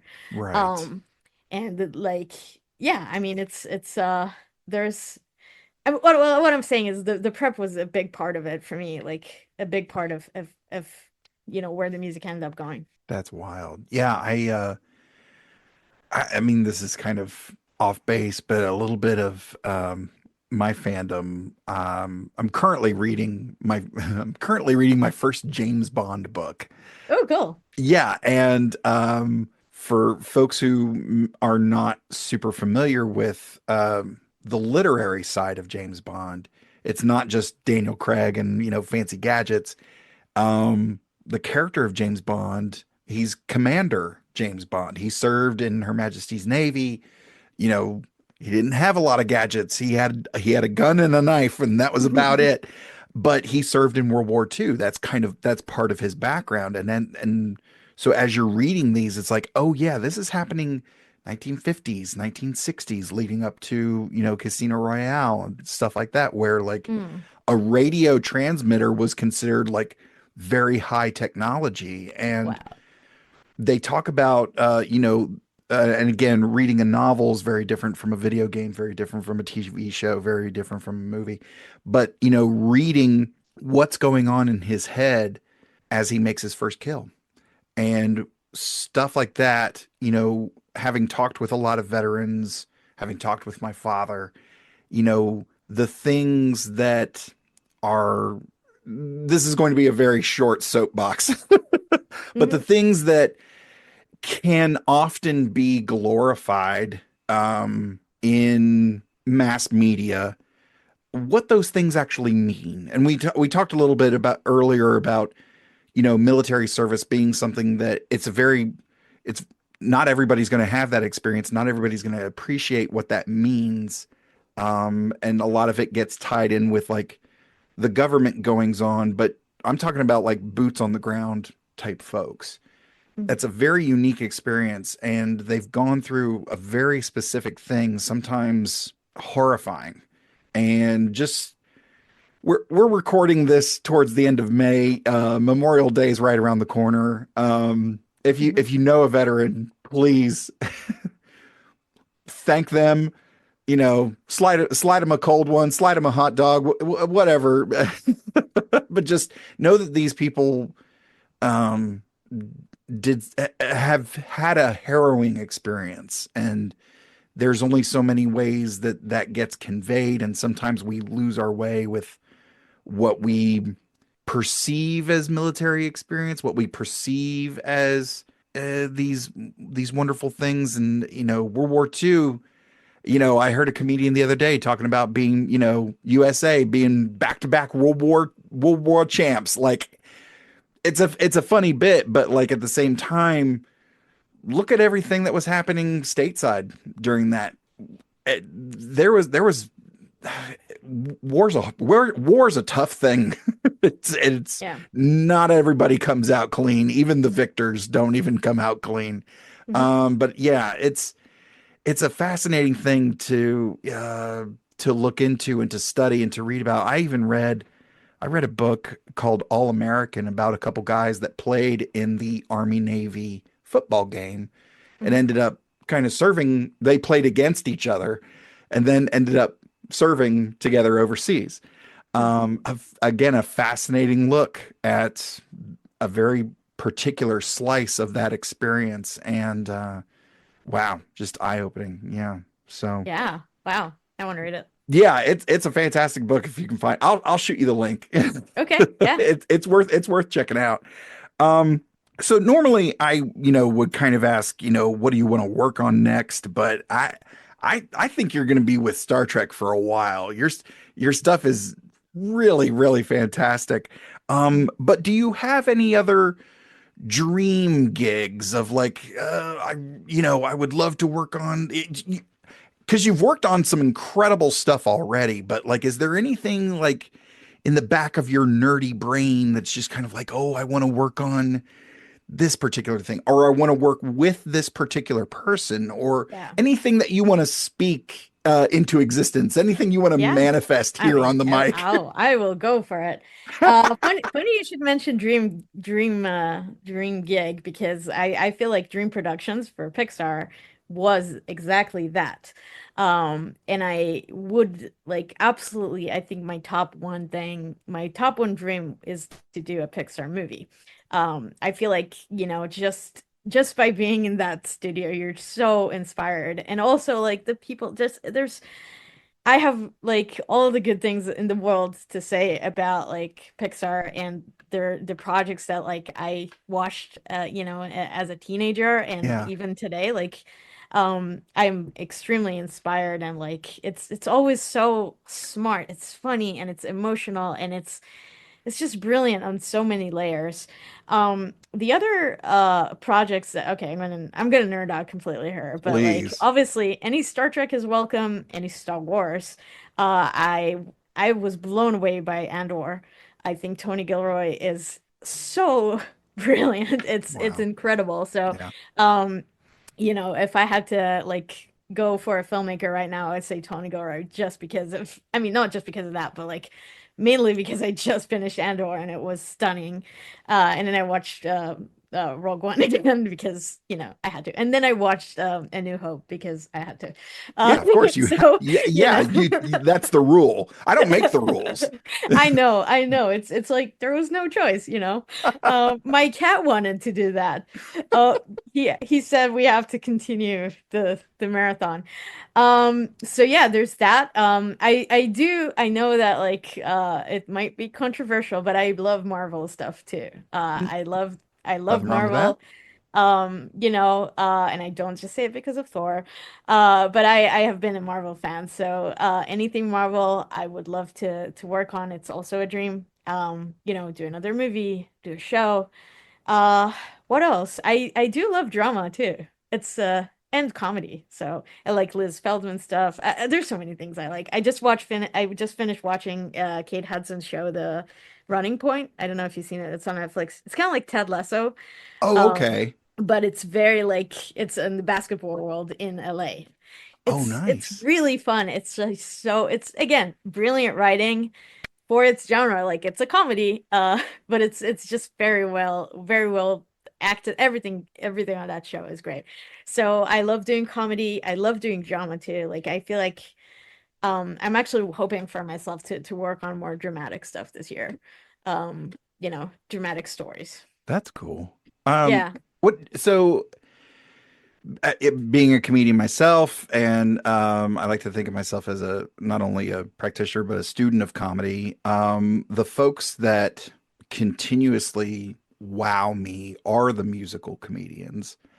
Going back to the Smothers Brothers, even, and going, Stephen Lynch, Garfunkel and Oates. Of course, Bo Oh. Burnham is kind of, Oh, I love Will Burnham. Yeah. yeah, I was gonna say, do you Didn't have he do much? eighth grade? I think he did that He movie. did. Yeah, Yes, he that did. was fantastic. Yeah. Yeah, I was gonna say, when you look at structuring music for a comedy, because again, looking at genre stuff, and it's like the most fun sets to be on. The train of thought is the most fun sets to be on are like the horror sci-fi sets, and the comedy sets are so stressful because everybody's trying to nail that moment. What is it about comedy, structuring music for comedy that you find appealing? And is there a different train of thought in structuring music for comedy as opposed to sci-fi or drama? Yes. The short answer. There is. Why I Okay, love good. doing Moving it. on then. No.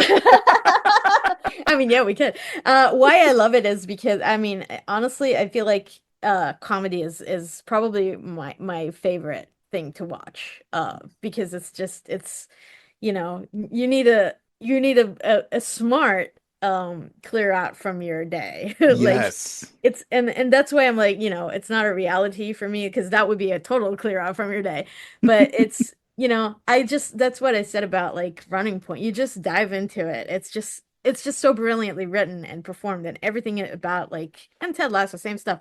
It's just very, it takes you out of your zone for a minute and you don't have to think about your own troubles. that's Um important.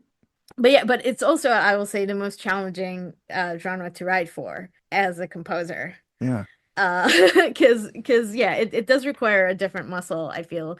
You have to recognize the beats. You have to do, not oversell it, not underdo it. You have to provide a certain rhythm for a scene. You have to find out like the right tone and the right like texture, let's say.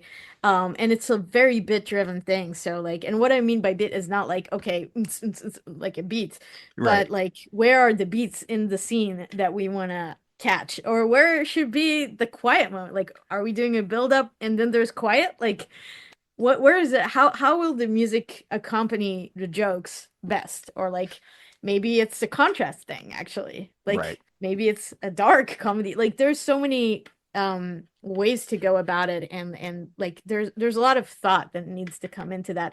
And then a lot of times you'll actually have to do it in a very limited in a very limited way. Mm, So, it's one thing to do comedy with a full orchestra, say episode 18 of Star Trek Prodigy, like yeah, Janeway and Dal switch bodies. Like so it's a body switch episode. of course. And then it's a very different thing to do like Spock loses his ears and becomes human, like, Hmm. and so these are the more orchestral stuff. But like when you go into Pixar land, say, and you have to do dream productions, and it's like, it's not an orchestral comedy, then you're and there's so much dialogue too. So you have to it's a very very delicate space to like play around with. Like you have a few tools that you play with. Yeah. And not necessarily like a full palette. It's interesting. I feel like those limits are actually helpful in creating something more creative. But it's yeah. I'm sorry. I don't know if I'm explaining this No, very no, well. no. I'm This very is good at writing it. I'm not good at explaining comedy very well. that's okay. Hey, you know what? Me neither. Okay. It's I just work here. Oh, come on. It's magic. We just, it's magic. You We'll just just go, say it that. don't you just go on stage and be funny? Well, I mean, Yeah. Do you yeah, prep it? Do you write, do you practice your jokes? I do.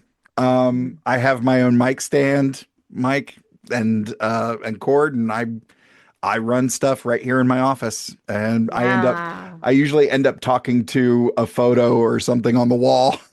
Wow. Yeah. But then you don't have reaction. It's hard. Do you test your jokes like on audience? Yeah, I mean, the open mics tend to be the editing process for a lot of jokes. It's kind Hmm. of, you can bounce to open mic, and then when you get hired is when you take the refined material, Oh, and that's okay. when you put on the show, because Interesting. more often than not, that's what you're getting paid for.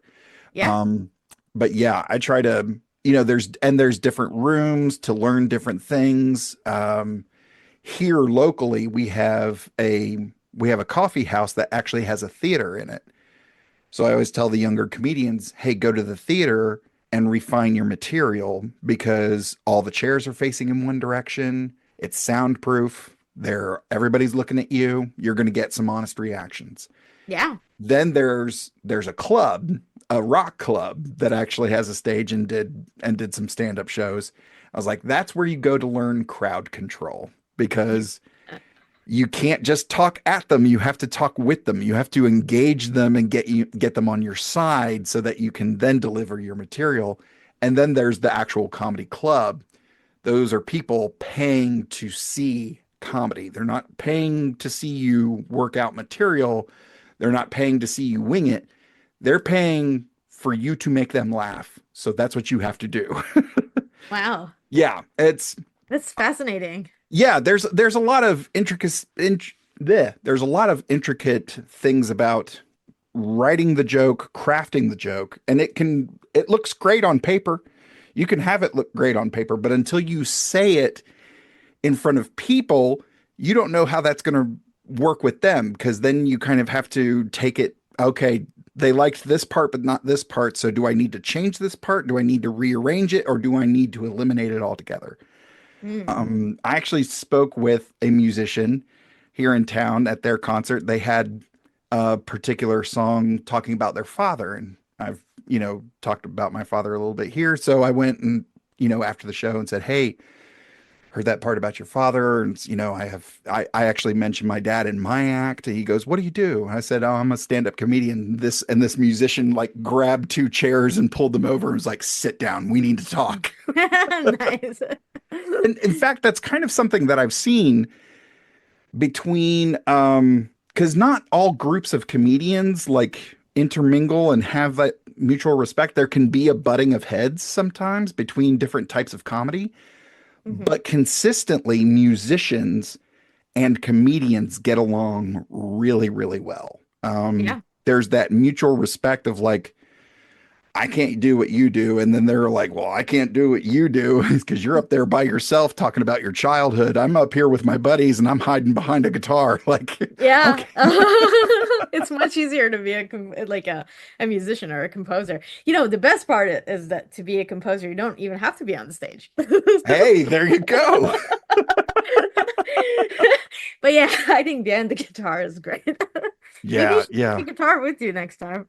Maybe. And I'll take the microphone and just hold the guitar up in front of my face. That way, if Yeah. the joke bombs, I don't have to worry about it. Yeah, or you just play something and they'll Yeah, forget. exactly.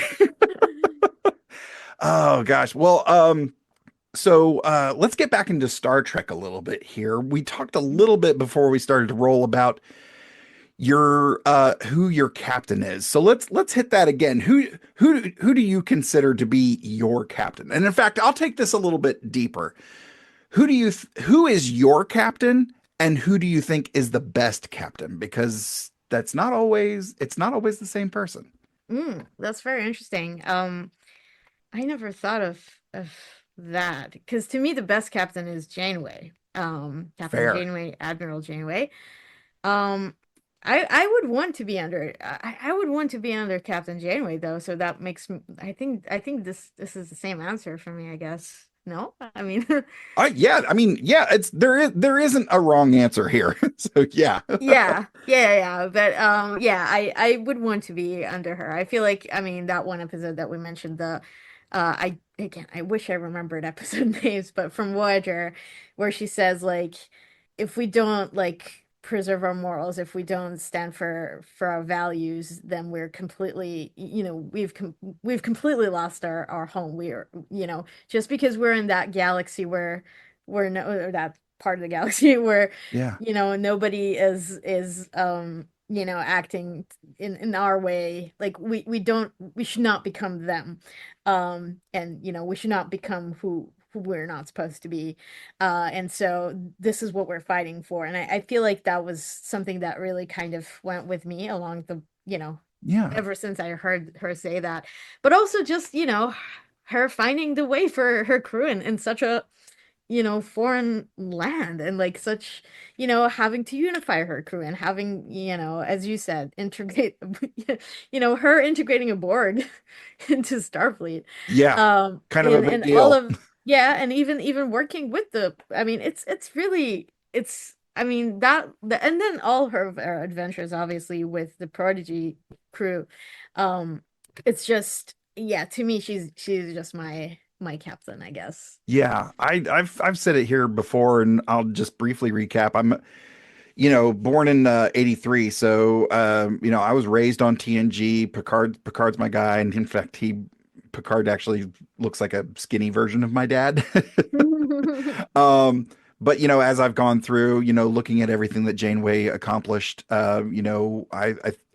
Picard's my favorite, but Janeway's really the best, and I've mentioned before, and again before we started to roll, that Pike's probably a close second, like in Yeah. terms of just straight up bravery of the grabbing of the time crystal, and then his in he gets all the Captain America speeches, like Yeah, he does. yeah, he does. But him being a builder of his crew, not only as a whole, but as the individuals, and he's also gleaning from them as well. So yeah, Yeah. And the that's way great. he goes out for his crew too, like he protects Yes. them and he backs them. And I feel like not every like it's a very, very prominent thing with Pike. Like you don't see that a lot with other captains, like the way Yeah. that they're um just like they give the security to the person to be themselves. Yes. Specifically with Una, but with everyone really. And it's just like as you say, he's building his team. He's building the people, not just as a team, but also as individuals. And I Yeah, think that's a great call. That's a great quality in a leader. Because absolutely. the leader brings the best out of you. Well, in a way, Janeway did do that with her crew. Like she made them better. You're absolutely So right. she took the sum of, she made them whole. Um, Yeah. and especially in Prodigy, but like yeah, it takes a lot of courage, and I agree with you on that. But then every captain has their, or every episode of Trek, the very memorable stuff. Like sometimes you'll be driving your car and have a certain day, and you'll be thinking like, okay, sometimes you can do everything right and still lose. And this would be from Picard. There's all these like little moments that come to you. It's like, oh yeah, this is, the lessons you learn from Trek, and then they come with you, and sometimes um they comfort you in ways you didn't imagine. So Yeah, we've talked a great deal even here today. It's yeah, I've got these four shelves are all Star Trek stuff, yeah, I can see. but I've got this is right here. This is my Star Wars section. I've got a Star Wars section too. Like Yeah, me I've also too. got a Doctor Who section. Got the Enterprise here and the Millennium Falcon. They're Yeah. they're both on my desk. And some time ago someone brought up the notion of the Star Wars versus Star Trek debate, and I've always been of the mind, first of all, I don't see why we can't have both. But also, I came up with this sort of theory or thesis about what these two things truly mean, and I think I'd love to get your opinion. I've always said that Star Wars, very coming of age, learning who you are, breaking away from your parents, setting your eyes on destiny and going for it. Um, Star Trek assumes you've done that already. And Star Trek is very like, this is how you interact with other people. This is how we learn. This is how we grow. So they go hand in hand. Mhm. Yeah, Um, I kind of agree. Sorry, you were saying. no, no, no, no. I was just gonna say, any thoughts to that? I mean, I think it's interesting. I think what you're saying is very true to the bigger timeline of Star Wars, let's say. I guess it's true for Andor too. It's interesting to me. Yeah, you're right. You're right. I For a long time I was saying that Star Trek is superior to Star Wars. And I'm saying that as a fan of both. Like I have this t-shirt of like the Millennium Falcon and the Oh yeah, Enterprise together. Like I'm a huge fan. Like half of my closet is Star Wars stuff. yeah. And a huge I mean, yes, I would, if there was a word for Trekkie and Star Wars land, I would be that too. But I think in several ways, Star Trek, and I kind of still have that thought because I feel like Star Trek, first of all, like the values that like, okay, the future that it shows, let's say if both how do you say that, if both scenarios were true to in real, this is where our galaxy is going, Yeah. I would much rather see the future of Star Trek Oh, rather than the future of Star Wars. oh, absolutely. I Yeah. would really much rather believe that Star Trek, the Starfleet would exist, that like a United Federation of Planet would exist, that the Prime Directive would exist, and I would not be super surprised if it does, that we don't know about. Like maybe there is some kind of Prime Directive out there, and that's why we don't see the aliens that all constantly hang out here. I don't Maybe. know. Maybe. But I'm just saying, like in my hopes, I wish that it would be that. So this is from a future perspective, but from a past perspective, I feel like Star Trek as a sci-fi show predicted a lot of the stuff that we're seeing today. Oh, totally. So, there we have even video conversations like this was in the 60s, in the 70s and in the original series. Oh yeah. Um, even the tricorders that show like, someone's temperature, like all of these stuff, and even now 3D printers are kind of like you know, A replicator. it's a It's a it's a replicator. replicator. It's a very early version of that. And like I know that people are trying to create a warp engine. Like so I'm just saying Star Trek inspired a young generation of scientists who actually went with it and created new technologies that are now improving humanity and Yeah. improving our lives. And so in that way, Star Trek is superior to Star Wars because we don't see that stuff in Star Wars. Nobody, there's no lightsabers, there's no, I mean, again, I feel the Force is spiritual. I love that. I actually agree with that energy stuff. I am it's funny because I'm like very technical, but also very spiritual on the other Yeah, of side. course. So I mean, my favorite part of Star Wars is the Force. Mm, That unites all things, that nature, like it's just very, very, like that message is, is yes. very, and then, all the stuff about hope, like how hope is a thing that is, will remain and will consist, and there's so many lessons you can learn from Star Wars in that regard. But then lastly, the third reason that to me Star Trek is superior to Star. It's so funny to say that. I'm sorry. I know this is gonna tease a lot of people, but it's This is fun. Uh this is a safe place. Go ahead. Pour out your fandom. but yeah, the other thing is like that quote, yeah, infinite diversity, infinite combinations. I feel like Star Trek has been doing that off screen and on screen a long time before Star Wars did. Yeah. We had Uhura, we had Mbenga, we had like a female captain, Janeway, a long time before we ever saw Ashoka or like any of the other, and that off screen as well. Like I do feel like the Star Trek inclusiveness was there much earlier and sort of dictated the way to a lot of other shows. Even the first the same-sex kiss of Deep Space Nine. Oh yeah. I know, yes, it's like I mean, it's not exactly that because, well, she was a trill, right? Like Yeah, it's she's Trill. Yeah, so it's she's her husband basically, the story. of But course. like just even having the courage to show that stuff on screen, like that is admirable. I Yeah. don't know that like Star Wars have gone in these like very courageous directions boldly as Trek. So just from these perspectives, again, I do love both shows. I enjoy both franchises. Um, I love the music of Star Wars. Like there's absolutely zero like complaints about the music in both franchises. It's Right, right. absolutely fantastic. Yeah. But yeah, if I had to say like which future I wish for myself and for humanity and which shows I'm thinking about more after and which quotes I'm thinking about, in traffic or on the shower or when I get up in the morning, it's way more I think Trek stays with you for a longer time, at least for me. That's It fair. makes you think and like presents all these ethical dilemmas that humanity has encountered and will encounter. And yeah, but again, as fans, I think we should encourage both and Of have, course. watch both and enjoy both. Oh And yeah. as a composer, I want to work on everything, both Star Trek and Star Wars.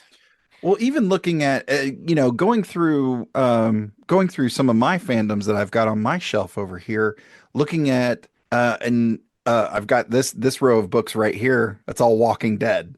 Nice. And hearing Bear McCreary's music at the beginning of that show and how it's such a Hmm. fast paced like you are in it immediately as soon as you hear those first few notes. Yeah. Um, Bear stuff is so good. Like there's also Battlestar Galactica, which is like I was just like about to absolute. say Oh, okay. I got the box set for BSG over here Oh, too. okay. Yeah. Yeah. Doctor Who. I was thinking the other day about Doctor Who and specifically that theme.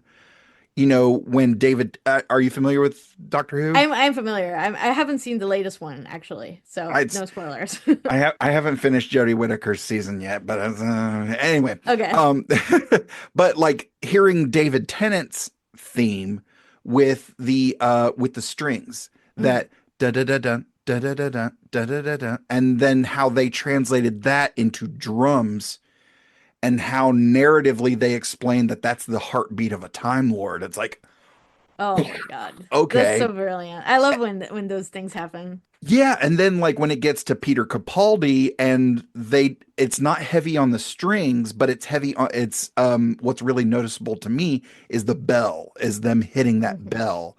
And Yeah. it's like, oh man, it creates a different vibe. It's the same music from 63, but like Yeah. throughout time they've focused on different aspects. And in Jodie Whittaker's season, like it almost feels like like a tangible organic Yeah. thing, the music. And So wow, yeah. cool. So It cool. Yeah. yeah. Well, I just got reminded that like without Star Wars and Star Trek, we wouldn't have Spaceballs. So, we have to acknowledge that. I mean, that is the ultimate franchise, really. it's true. It's Hey, Spaceballs. Tuvok was in it. Oh my God. Well, so we're drawing close to the end of our time here. You've been incredibly generous with your time. Thank you No, so this is much. really fun. I really enjoyed talking to you. Oh, this has been great. Yeah. And you We will have have such you. great ideas. And I have to watch it to read the book that you mentioned, the All American book. Yeah. Yeah, yeah, absolutely. And I'll shoot you whatever links you'd like. But one last thing I want to ask you. I saw in one of the articles that you've never been to the set of Star Trek. I Have know you have it's you have you been to the set no. yet? I hope to go at some point. Like it's probably not gonna happen anytime soon.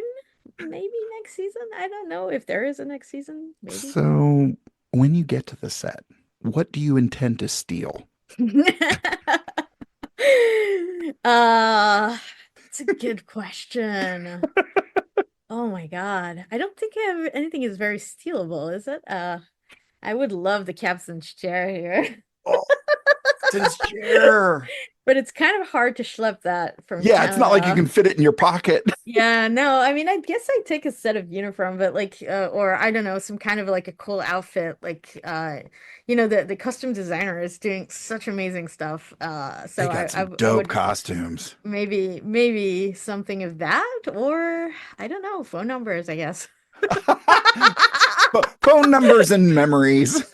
Phone numbers of Ethan Peck. Sure. Awesome.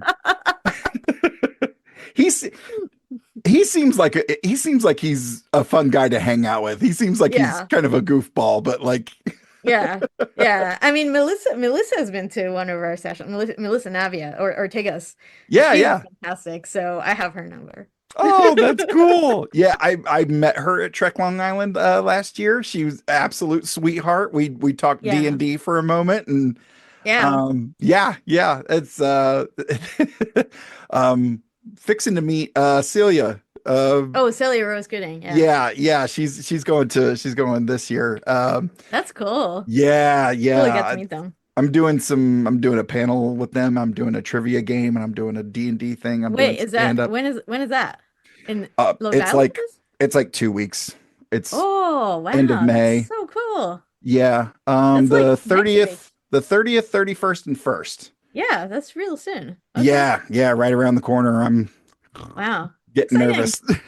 Oh, you're gonna have such a good time. It's gonna be a blast. We're gonna have an absolute. It's kind of like a family reunion, really, all those Trek events. Have you done a lot of the pop I've done a culture lot cons? of I mean Comic Con and the San Diego one, LA, Anaheim, well I mean WonderCon and a couple times Trek Las Vegas.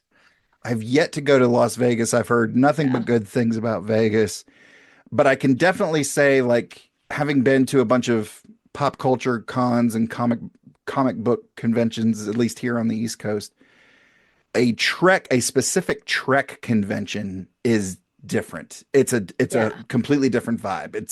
Everybody is everybody else's long lost friend. It's such Yeah. it's such a wonderful atmosphere. It's really, really great. Yeah.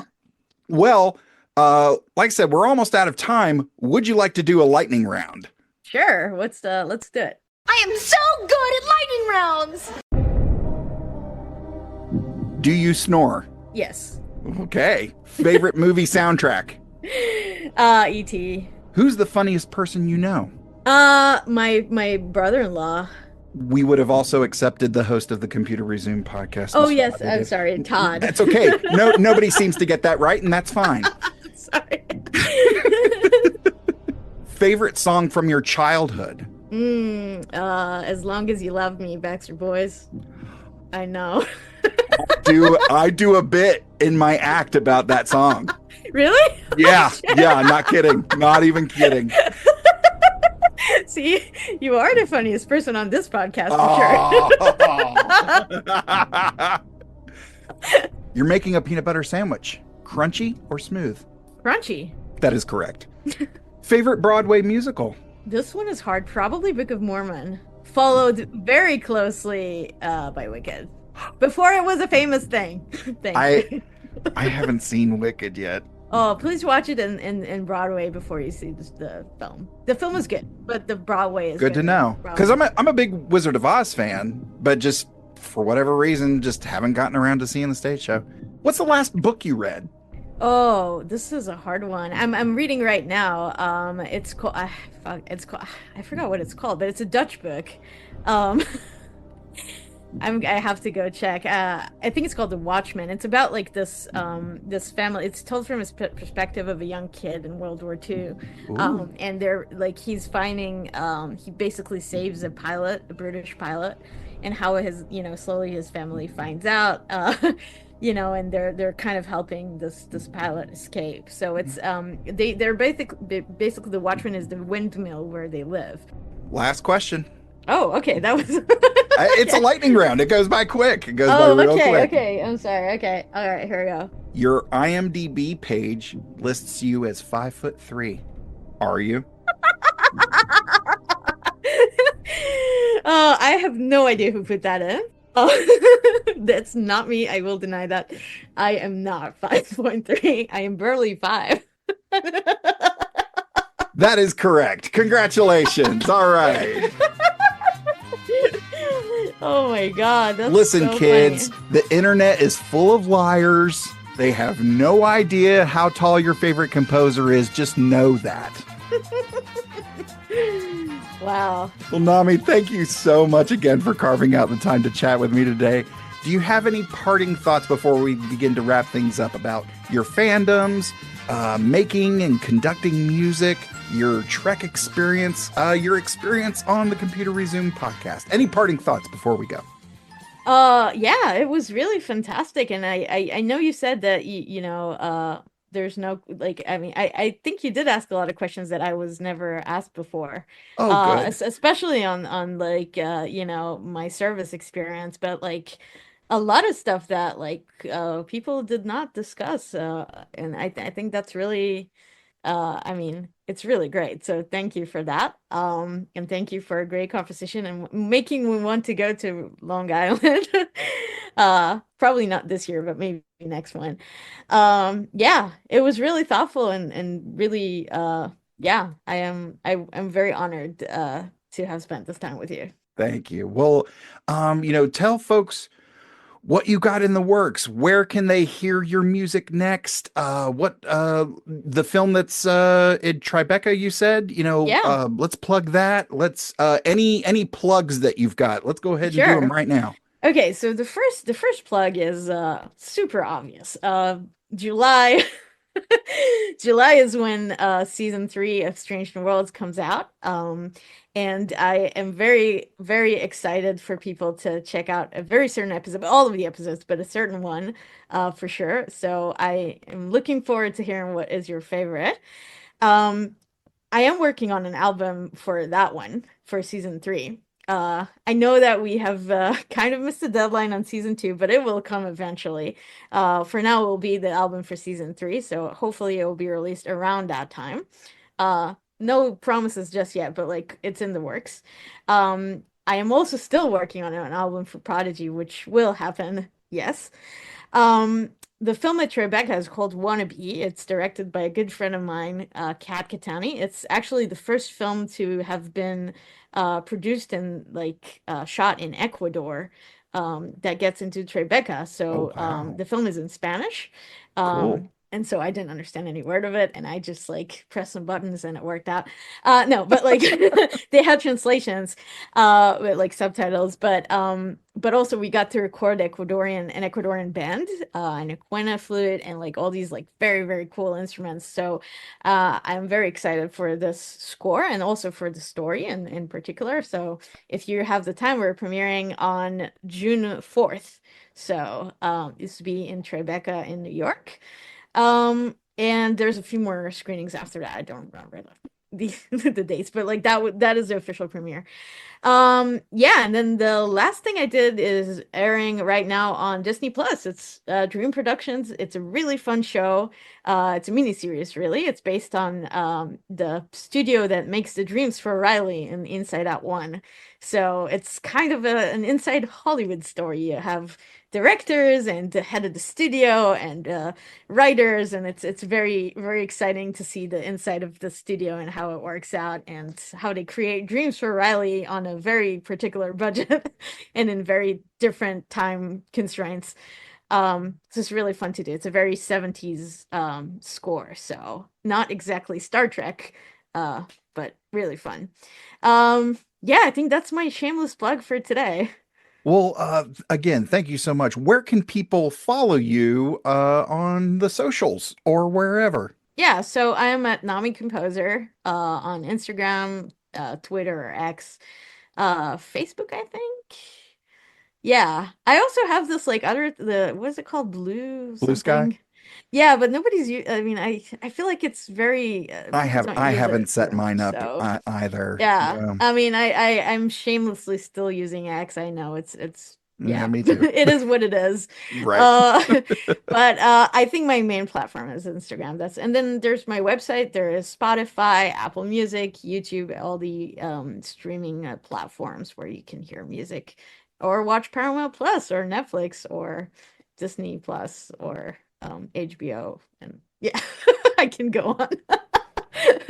And I am at Mr. Todd A. Davis on all of the socials. From all of us at the Computer Resume podcast, thank you so much for listening, and I'll see you in 10 Forward.